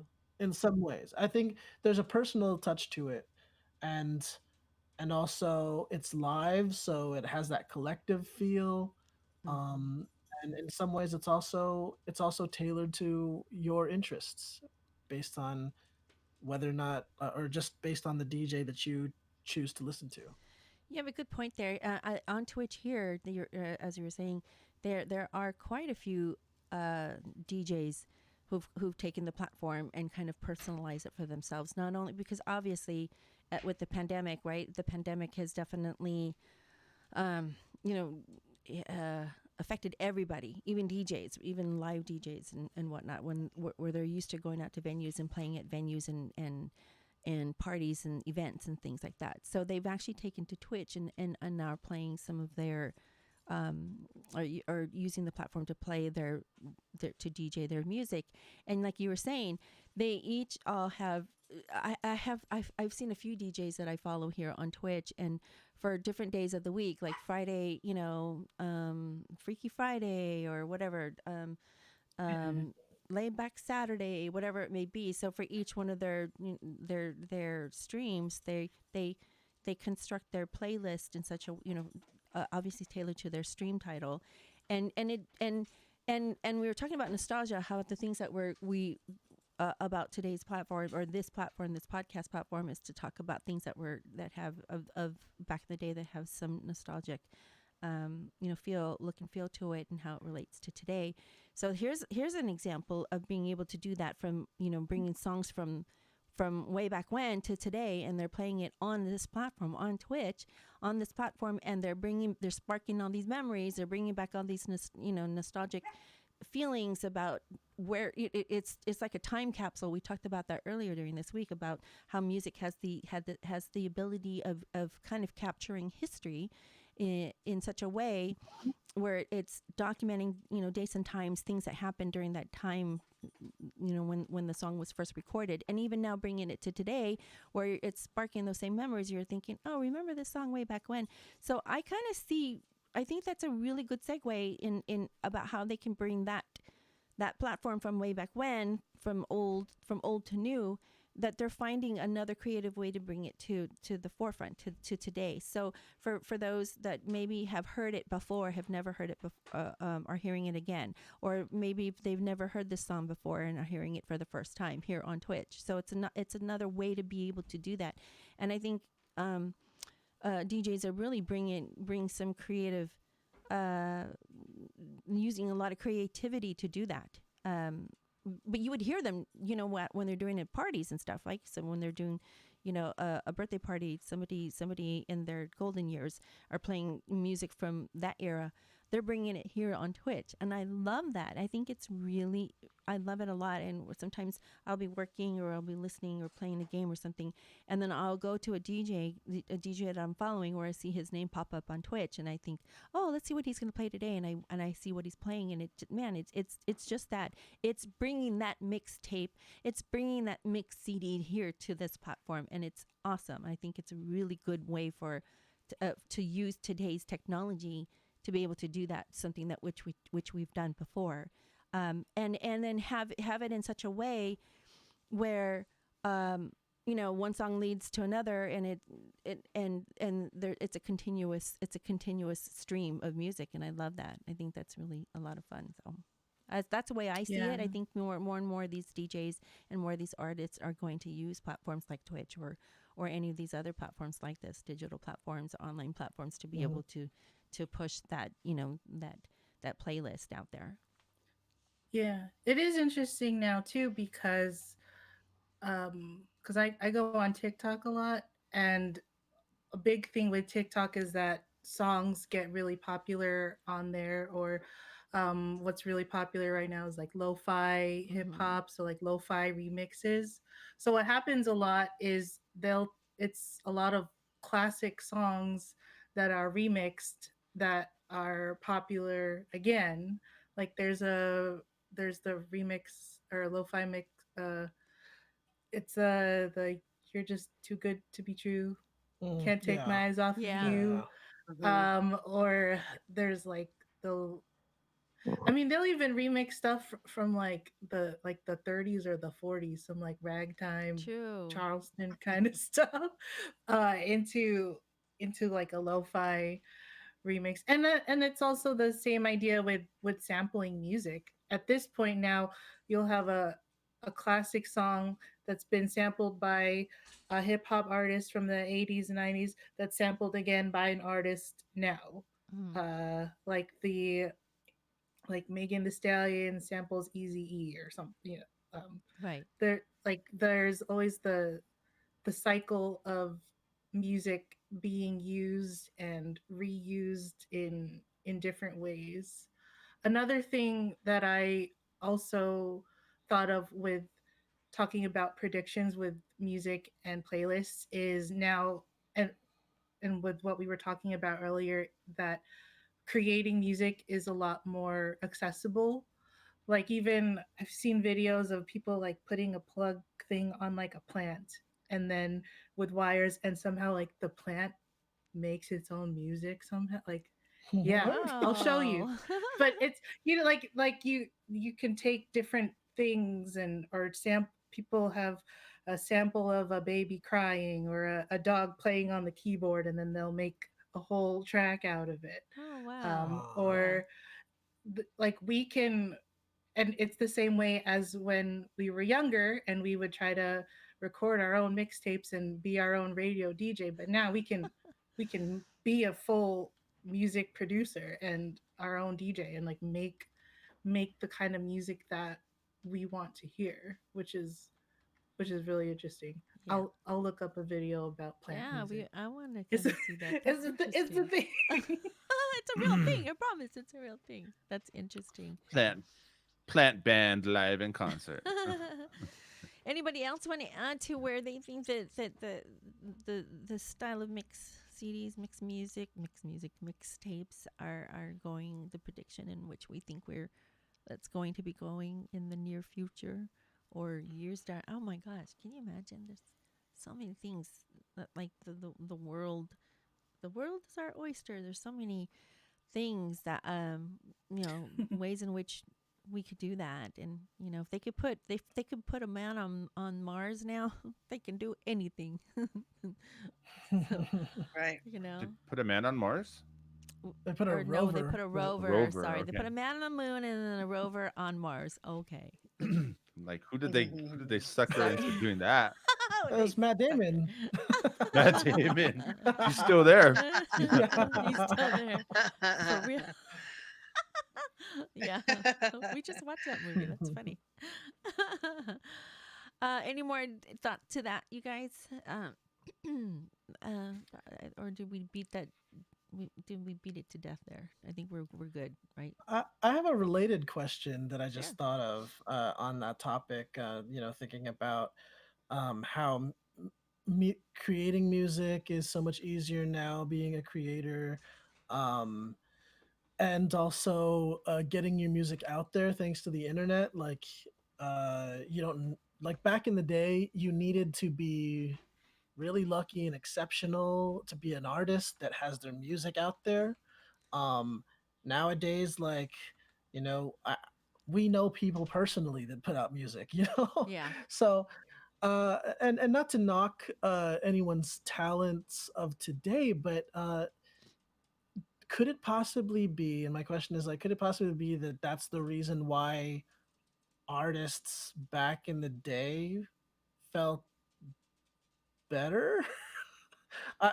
Is that like, it's because a lot of people compare artists to, say, like Mariah Carey, Whitney Houston, or even like going back older, like Aretha Franklin, or even like rock bands. Hmm. It's hard to equate rock bands of today to like the classic rock bands of like the 70s era, the 80s. Um, is it what is your guys' take on that? Is it possible that because being an artist has become so much more is so much easier, and being having your music become more accessible, so you can achieve a certain level of fame that previously wasn't a possibility? Does that, like, sort of, how do you say it, it broadens the genre and the options of music, but the quality of music also by is brought down to some degree. So This you is don't this is have kind the of being a hot take. I so don't you know. don't so you don't have the big time producing studios producing you like they did way back when, and now everybody's kind of self promoting, self publishing, self everything, and they have Not just the big studios, yeah.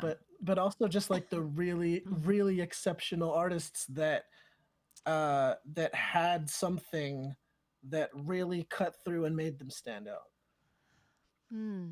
Okay, so I think for one, I think that the market is pretty oversaturated with a lot of people kind of doing that self-publishing, self this, self that.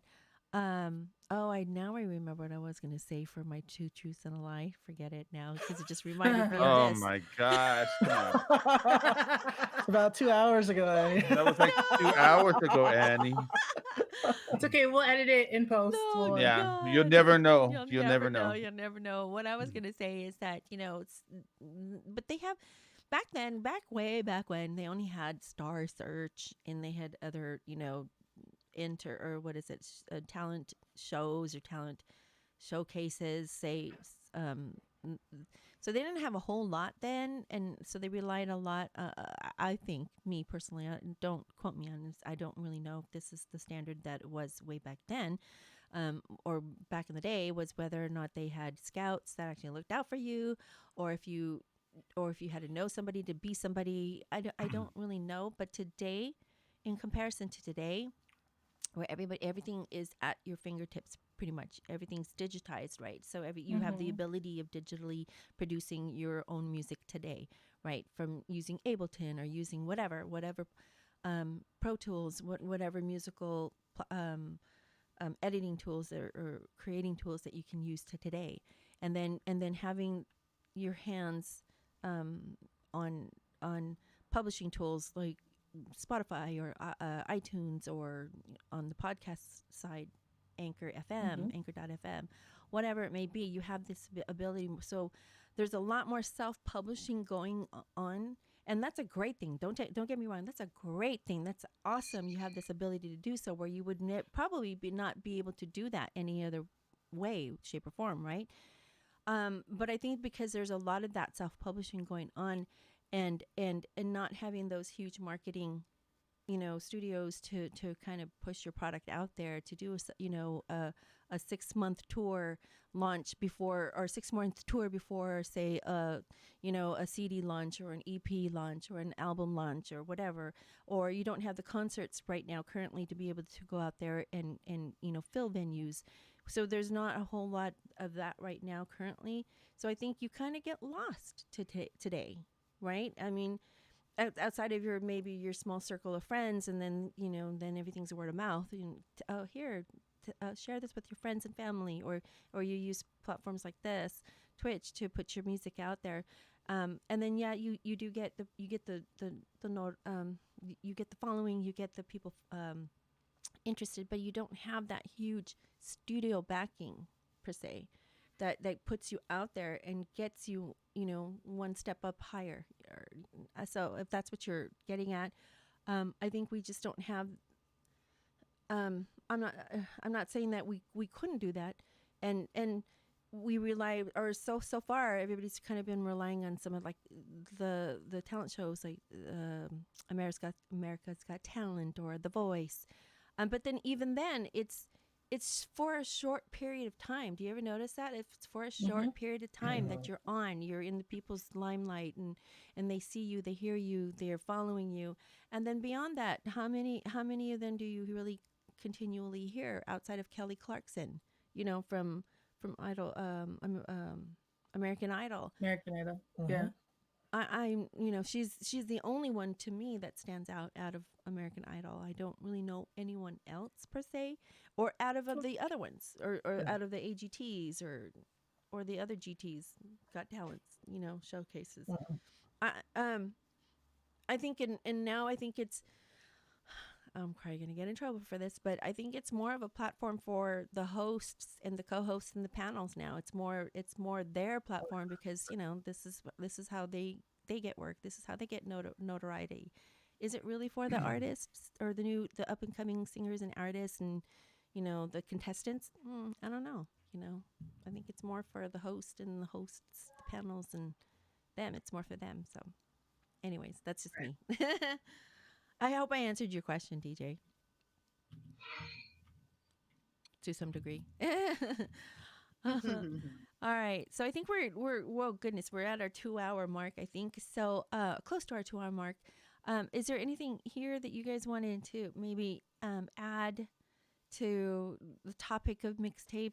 I don't think we're going to be able to get to some of the things that we wrote. We wrote our own questions for ourselves, you guys, just so you know. We internalized this episode and wanted to make sure we had enough to talk about, which we have. We've had quite a bit to talk about. One of the, go ahead. Somebody. One of the things that I wanted to talk about was, we talk a lot about old school retro. And excuse me, one of the things I wanted to tie in with how we all met, which is Twitch Sings, and we use Twitch Sings as a platform to be able to, put our talent out there, our music ability, and sing songs just, because they meant a lot to us, or pick new songs from the playlist and whatnot. But bringing some of that playlist, that old school retro playlist, I hate when I say that. What are some of the songs, what are some of your go-to songs that you would sing on say Twitch Sings, or any other your favorite karaoke? Like what are some of your old back in the day songs that you that have meaning to you, that you would put on, say, a playlist? What are some of the songs that you would do that on that and sing today at a karaoke bar, or on any platform? And we'll use these songs to build the playlist, right? Yeah. Oh, sure. Yeah. You can put them on a playlist. We can. Let's Spotify. let's do that. We'll start a list. Go ahead. Anybody want to add to that? What are some? I don't remember Okay, the so name of that I song. I love the movie Shrek. I Oh. can quote that movie for days. And Shrek, actually, the soundtrack for that movie Great is soundtrack, pretty fire. Like, you have the Hallelujah song, then you have Smash Mouth. They throw in some like Dashboard Confessional in there, and um, it's the other song. It's like by the same people that did the Walk 100 Miles, 500 Miles song. Oh. I'm blanking. Um, so like movie soundtracks are good. I I growing up, Dashboard Confessional has a special place in my heart because uh those songs were what I was listening to when I was a teenager. Um, In your wannabe rocker phase. yes, I had a wannabe rocker phase because again, I went to Catholic school and I didn't.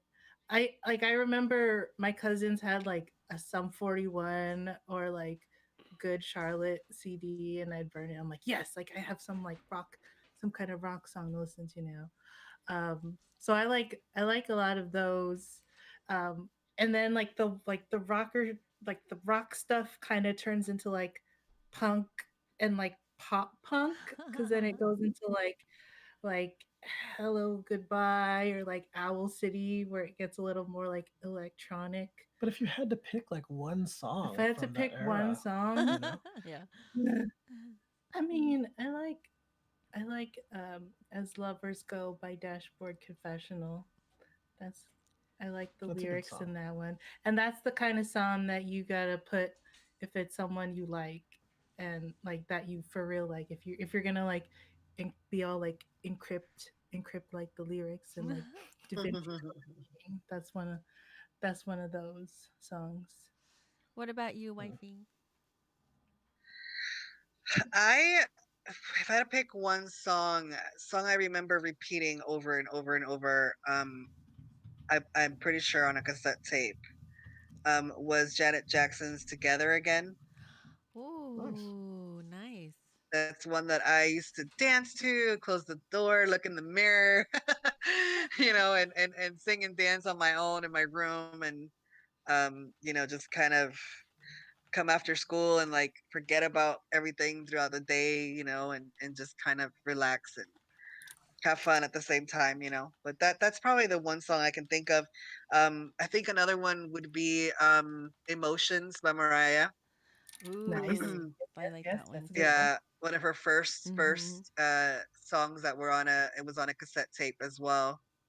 But yeah, those are my two go-tos I think that I can think of.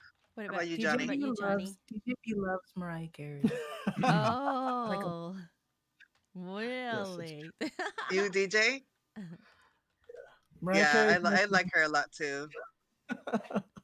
What about you, Johnny?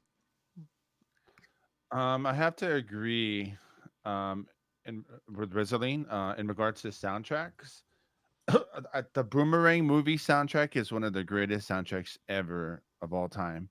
So is the Bad Boys soundtracks with Will Smith and Martin ooh. Lawrence. I mean, personally though, I mean, let's say I'm driving and I want music for when I'm traveling or commuting or whatever. I love the group After Seven. For Oh some reason, when I yeah. have a mixtape of their music, it makes the travel like go by like, I don't know, something about their music, about their great vocals, the lyrics, everything about their music's really good. So I'd have to say, yeah, After Seven, love Nice. that group. So I'm a ballads person. I love ballads. Even now, when I do my music streams, I love to play a lot of ballads. Lately, it's been a lot of ballads of like Bruno Mars and Sam Smith. But if I were to pick um, two from my or back in the day, I would say Janet Jackson's. I just wrote it there. Janet Jackson's "Let's Wait a While," which I Oh just yes, started that's a good playing on the piano. It's hard. All those chord progressions is like incredible. And then Mariah Carey's "Hero." Although she's got a lot of those little licks that and her she vocalizes it in such a way. It's just so beautiful. I could never vocalize it the way that she does, but those are definitely two of my favorite. I think for sure that I don't think we've had "Let's Wait a While" on Twitch Sings, but I think "Hero" we did, right? If I'm not mistaken. Wh- So. Yeah, we What did. about Where Are You Now, Janet Jackson? Now, when I think of the 80s Mhm. and the 90s, I think of that song a lot of times. If we're talking about Janet Jackson tracks, God, what's the one that I made a Twitch Sings open mic of? What was it Is called? it the You did Moths it. to the Flame? Yes. Oh, That's the That's way. that's that's the the way way love love goes. is. That's the way love goes. That's That's the the one. way love goes. Yeah. That's the. And then I That's a think I great song. sang it as a duet with you, And then I was like, as soon as I started, I was thinking to myself, well, this is a really hard song to sing because there's a lot of like instrumental and other things that go on, in between. I'm like, I don't think I can do this justice. It would, to me, it sounded like, oh, I can't make it the way it's. You did great. You did good on that one, Annie. Oh, That was one of thanks. my favorite duets that we did. Uh, Oh. for me to add to the playlist, I guess I got to throw in some hip hop in there.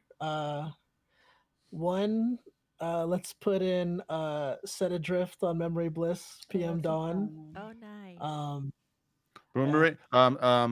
Let me just say, Boomerang soundtrack. It's on the Boomerang soundtrack. that's right. That's right. Just buy the Boomerang soundtrack. End of the Road, Babyface, Love Should Have Brought You Home with Tony Braxton. I'm telling you, Wow, you it's brought the some greatest soundtrack ever. memories. Boomerang, Eddie PM Murphy movie. Dawn. I can't believe that. Yeah, true. That song is on there. Nice. Yeah. Actually, no. I'm sorry. That song is not on there. My bad. It's The other not? song is on Oh, there. okay. That's his lie. That's my lie. That was That's his my two lie. cents lie. Oh. They have yeah, it's the other song that's on there, but it's still a good soundtrack.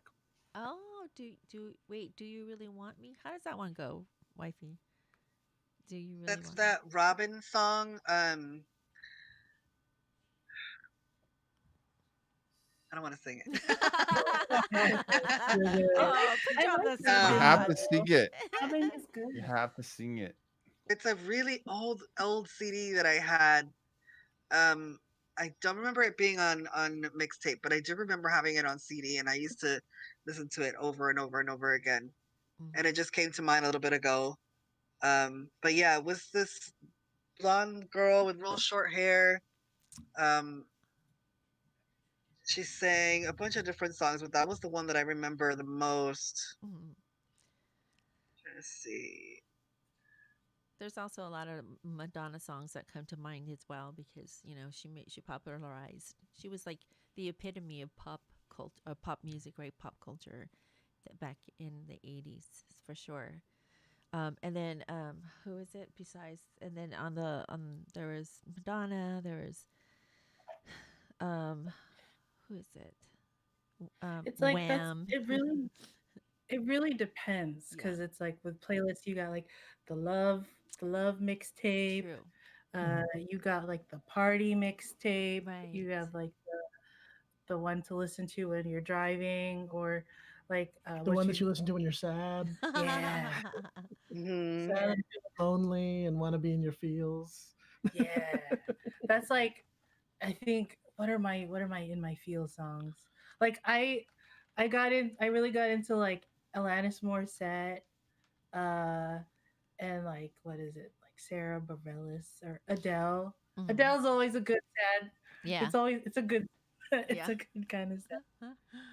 In the chat, PC said Madonna. Oh, I loved Madonna too. Yeah. Oh, for sure, That was another one Madonna. I used to listen to on mixtapes. Yeah, Oh, and for love sure, a that. lot of MJ. Who didn't have MJ on their mixtapes, on their Hmm. playlists, for sure? And Mhm. in fact, the playlists today that I have, I thought there was going to be a lot of overlap, and I was really pleasantly surprised that some of, of course, the popular songs are all there, but there was some that were hidden treasures where I'm like, oh gosh, I haven't heard this in forever. So yeah, I mean, it's interesting to see, like you said, Rizaline, that it depends on the category, depends on the genre of music and what music you can add to that or what songs you can add to that. So and everybody has a different playlist or new songs that have nostalgic meaning, right, to it. Do you guys do you guys have songs that you just like absolutely don't want to listen to? Like I remember my I was gonna say my roommate from college. My Yes, my college from roommate. My roommate from college, like she like had a there was a guy she was dating at the time, and it was like the song that's like tonight I want all of you Oh, tonight. that one. I don't know who's Are you Mhm. over guy. that song? She was like, no, like we can't listen to that song because that was our song, and like it like because they broke up, Oh, and okay. I Bring remember back then, like, memories. years later, I would like hear it on the radio, and I'd be like, nope, I don't, I don't want to listen to it because Out of solidarity with your yeah, friend. Oh. Or like I've heard people like for their wedding they request that certain songs not be played. You have like True. the songs that you want to hear in a special occasion and like the songs that you don't want to hear. Like that like Happy by Pharrell song. Like Oh, yeah, yeah. Yeah, I get it. Or you how know, about Mambo or like number mixtape 5? black. That's a great song. I like that song Yeah. too, but it gets like, it's a little old. Or the ones like, Not for a wedding. everybody clap your hands. No, just kidding. I like that one. No, those are great for weddings and all those really big get-togethers and stuff like that. So Pieces says Barbie girl. God. Oh my gosh, when they put that on Twitch scenes, I thought, really? Or how about that Chololo song? That's interesting. Okay, I know Oh, we're that's great. digressing. We're digressing. So, but yeah, good topic on that.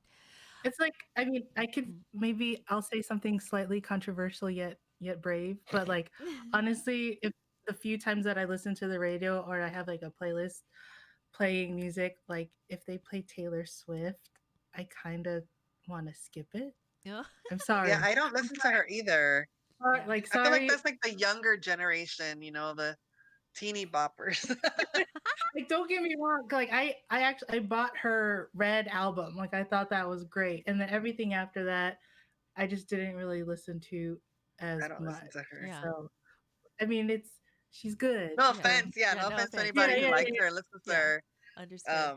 But yeah, I definitely think that a lot of not all, but a lot of these um, artists and stuff that come out, like Taylor Swift is one of them, and a few others, gear more towards the younger generation, and you know, even the lyrics, a lot of the lyrics and stuff, like they're just not the same, Yeah. from when we grew up, what they meant, and but then again, that's what they know, that's what they understand, they're what they're going through now, and True. um so their lyrics are obviously going to be different, but there's like songs that I can't really relate to because I'm not in that generation or not going through the things that they go through now that we didn't go through when we were younger. So I guess that's why I don't really listen to Taylor Swift.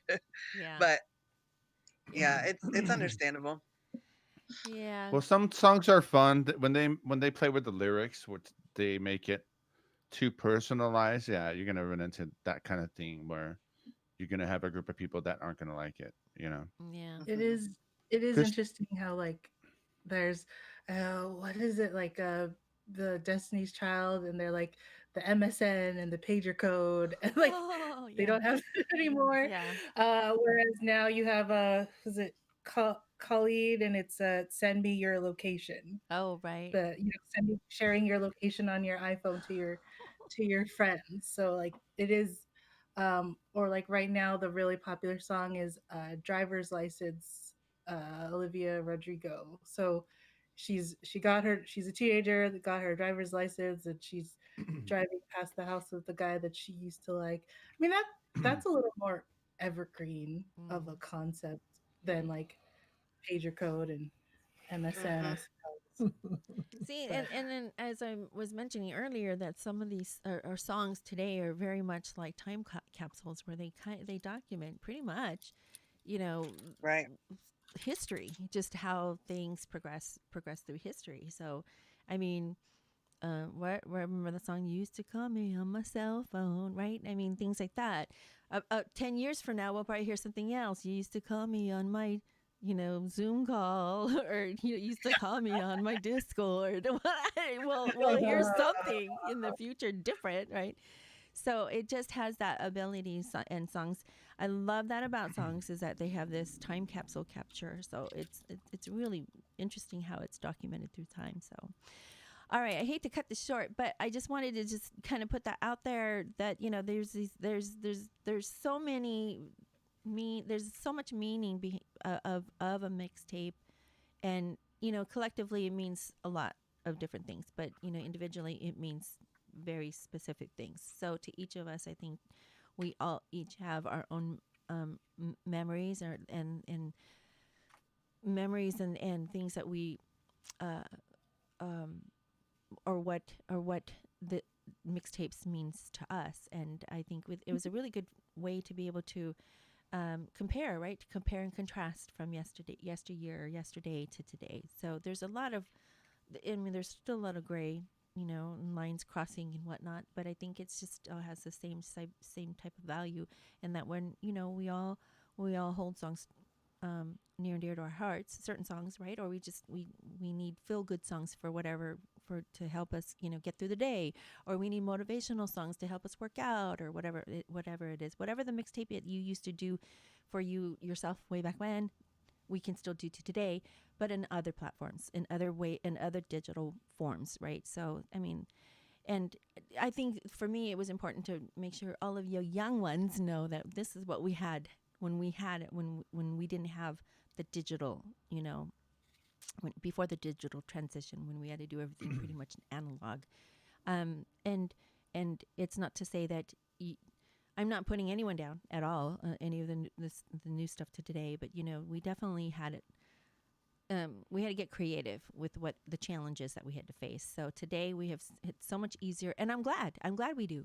I'm glad even now. I love that I have the ability to just to bring up a song whenever I want to. I can play a video whenever I want to. Like oftentimes when I'm learning a song, I'm sitting down here on my piano and I'm learning a new song. Well, I got to go hear what it sounds like. Make sure I'm singing it correctly, and I pull up on YouTube, and it's the easiest way to be able to do that. So. I think the future has definitely, I know technology has definitely changed, and I know that the future has so much more in store for us. So I can't wait what the future is going to look like. I think it's going to be, fun and interesting. And if I'm fortunate to be around for another 15, 20 years to see how that transitions, how that changes, I'll be grateful for that. But we have this ability to be able to document what we used to have before and what we can, and how it works today. So I'm glad that we brought this up. I'm glad that we had this conversation. I want to thank all of these guys here. I hope everybody out there in Twitch, or on the listening platforms, if you're listening to this after the live show. I hope you all had a fun time listening to all of us banter about what mixtapes mean to us. And I'm hoping that you guys would stick around in the next month or so as we bring to you these monthly episodes of Mixed Talk. We are a new panel or new podcast, a new podcast called Mixed Talk. And I want to say thank you so much to Wifeylovesnerd and JohnnyFrickinRico, and DJ Bibinka and his lovely wife, Rizaline Beatrice. You guys, thank you so much. And I truly hope everybody here had a fun time listening. I think it's going to be fun going forward to just, talk about things. Who knows? We haven't discussed what the next topic is, so stick around, stay tuned. And be sure to follow everybody here. So I know that we've got, let's see, is Hi Bye here? Is Hi Bye the mod? Are you mod? Are you here, Hi Bye? I can probably just do some quick. You thanked all of us, but you have also helped us a lot in many ways. And you are a very busy woman. Oh. And I have to say that you take the time out to do this and be creative with our, this platform. And you already have your following and your people, and, DJ and Rizaline and Johnny too. So, it's pretty cool that that I feel like we all get to be a part of this. And this is new to me. I've never done anything like it. So it's exciting and fun. And I can't wait to see what else we do and how far we take it. So, Awesome. But thank you, Annie. No, thank you. Thank you, everybody that was here and everybody that was listening. I'm going to do some quick shout outs right now. So let's see. Make sure you go follow Johnny. I think, well, I guess we could have just done this here. Sorry. Wait, I can't do this. I don't know. How do you guys do that? Okay, here. There's Johnny. Go follow him. He's also available on YouTube. I think it's just under Johnny Frickin, or just Johnny, what is it? JohnnyFrickinRico on his YouTube channel, right? Yeah, same thing as Twitch. Okay. JohnnyFrickinRico. And then Wifeylovesnerd. She doesn't stream, but maybe she will now. Just kidding. There's Wifey. In the near future. There you go. There's Wifey. And then are we okay to shout out your Discord for Wifey's Yeah, Discord? yeah, no problem. Okay, you can definitely everybody here too, by the way. If you just go follow their Twitch pages, you should find all of their Discords. So go check that out. And then all of my stuff is down there. Rizaline and DJ just shouted out theirs. So all of my stuff, just check the panels down below, or you could also follow me on my Discord, which I welcome everybody to join. We are whoops, that's not Discord. You can always follow me. Wait, what's happening? There. You can follow me on my Discord, and we have a lot of things that happen in Discord. So, games and movie nights and karaoke nights. Speaking of which, we have karaoke nights and game nights. So, feel free to come join our Discord and come hang out with us. We have a lot of things that go on throughout the week. But everybody here, thank you all so very, very, very much. I'm so grateful and so thankful that you're all here and that we get to be a part of this and talk, just talk and just explore, experience, share, and just relive some some awesome memories, right? So thank you all. All right, let's go find somebody to raid. This we do. This is something we always want to do. We always want to pay it forward. By the way, this podcast will be uploaded on YouTube and on probably Anchor. So this will definitely be uploaded to YouTube, and so make sure you're following each of us or one of us so that you know where it is in case you haven't heard it or if you want to share it with others. So we'll definitely make it available to you. So again, thank you all very, very, very much. Let us go find somebody to raid. Who can we go raid? Is there anybody here that you see that might want to, that will welcome our lovely raid? I don't see anybody I don't know. except for, I always like to do, whatever we're doing here, like we're doing podcasting. Anybody that wants to go hang out, go check somebody else and podcast. The only person I see, if anybody likes, let's go pay him a visit. My friend, I have a friend, the Krugler. Is he podcasting? Is he talking? What's he doing? I have a friend named OBS Beer. Is he OBS Beer? He loves to talk about beer. He actually is a beer connoisseur. He collects beer as a hobby, and he talks about the different IPAs. He talks about all the different, even how much alcohol proof is in beers. So he's definitely a I think he's an aficionado of beer. So I know it's probably not something you want to do, but go say hi to him. We're gonna go say hi to him now. If you could just go say hello and say that Annie sent you. His name is OBS Beer. Wait, let me go find him again. OBS Beers 2014. So let's go say hi. If you're already following my channel, there is my raid. If you're subbed to my channel, there is my raid call. If you're not, you can always use this. You can use the regular raid call or any raid or raid call that you have there. And let's just go say hi. And we're going to go do that right now. We're going to go, whoops, sorry. Raid, what did I say? OBS Beers 2014.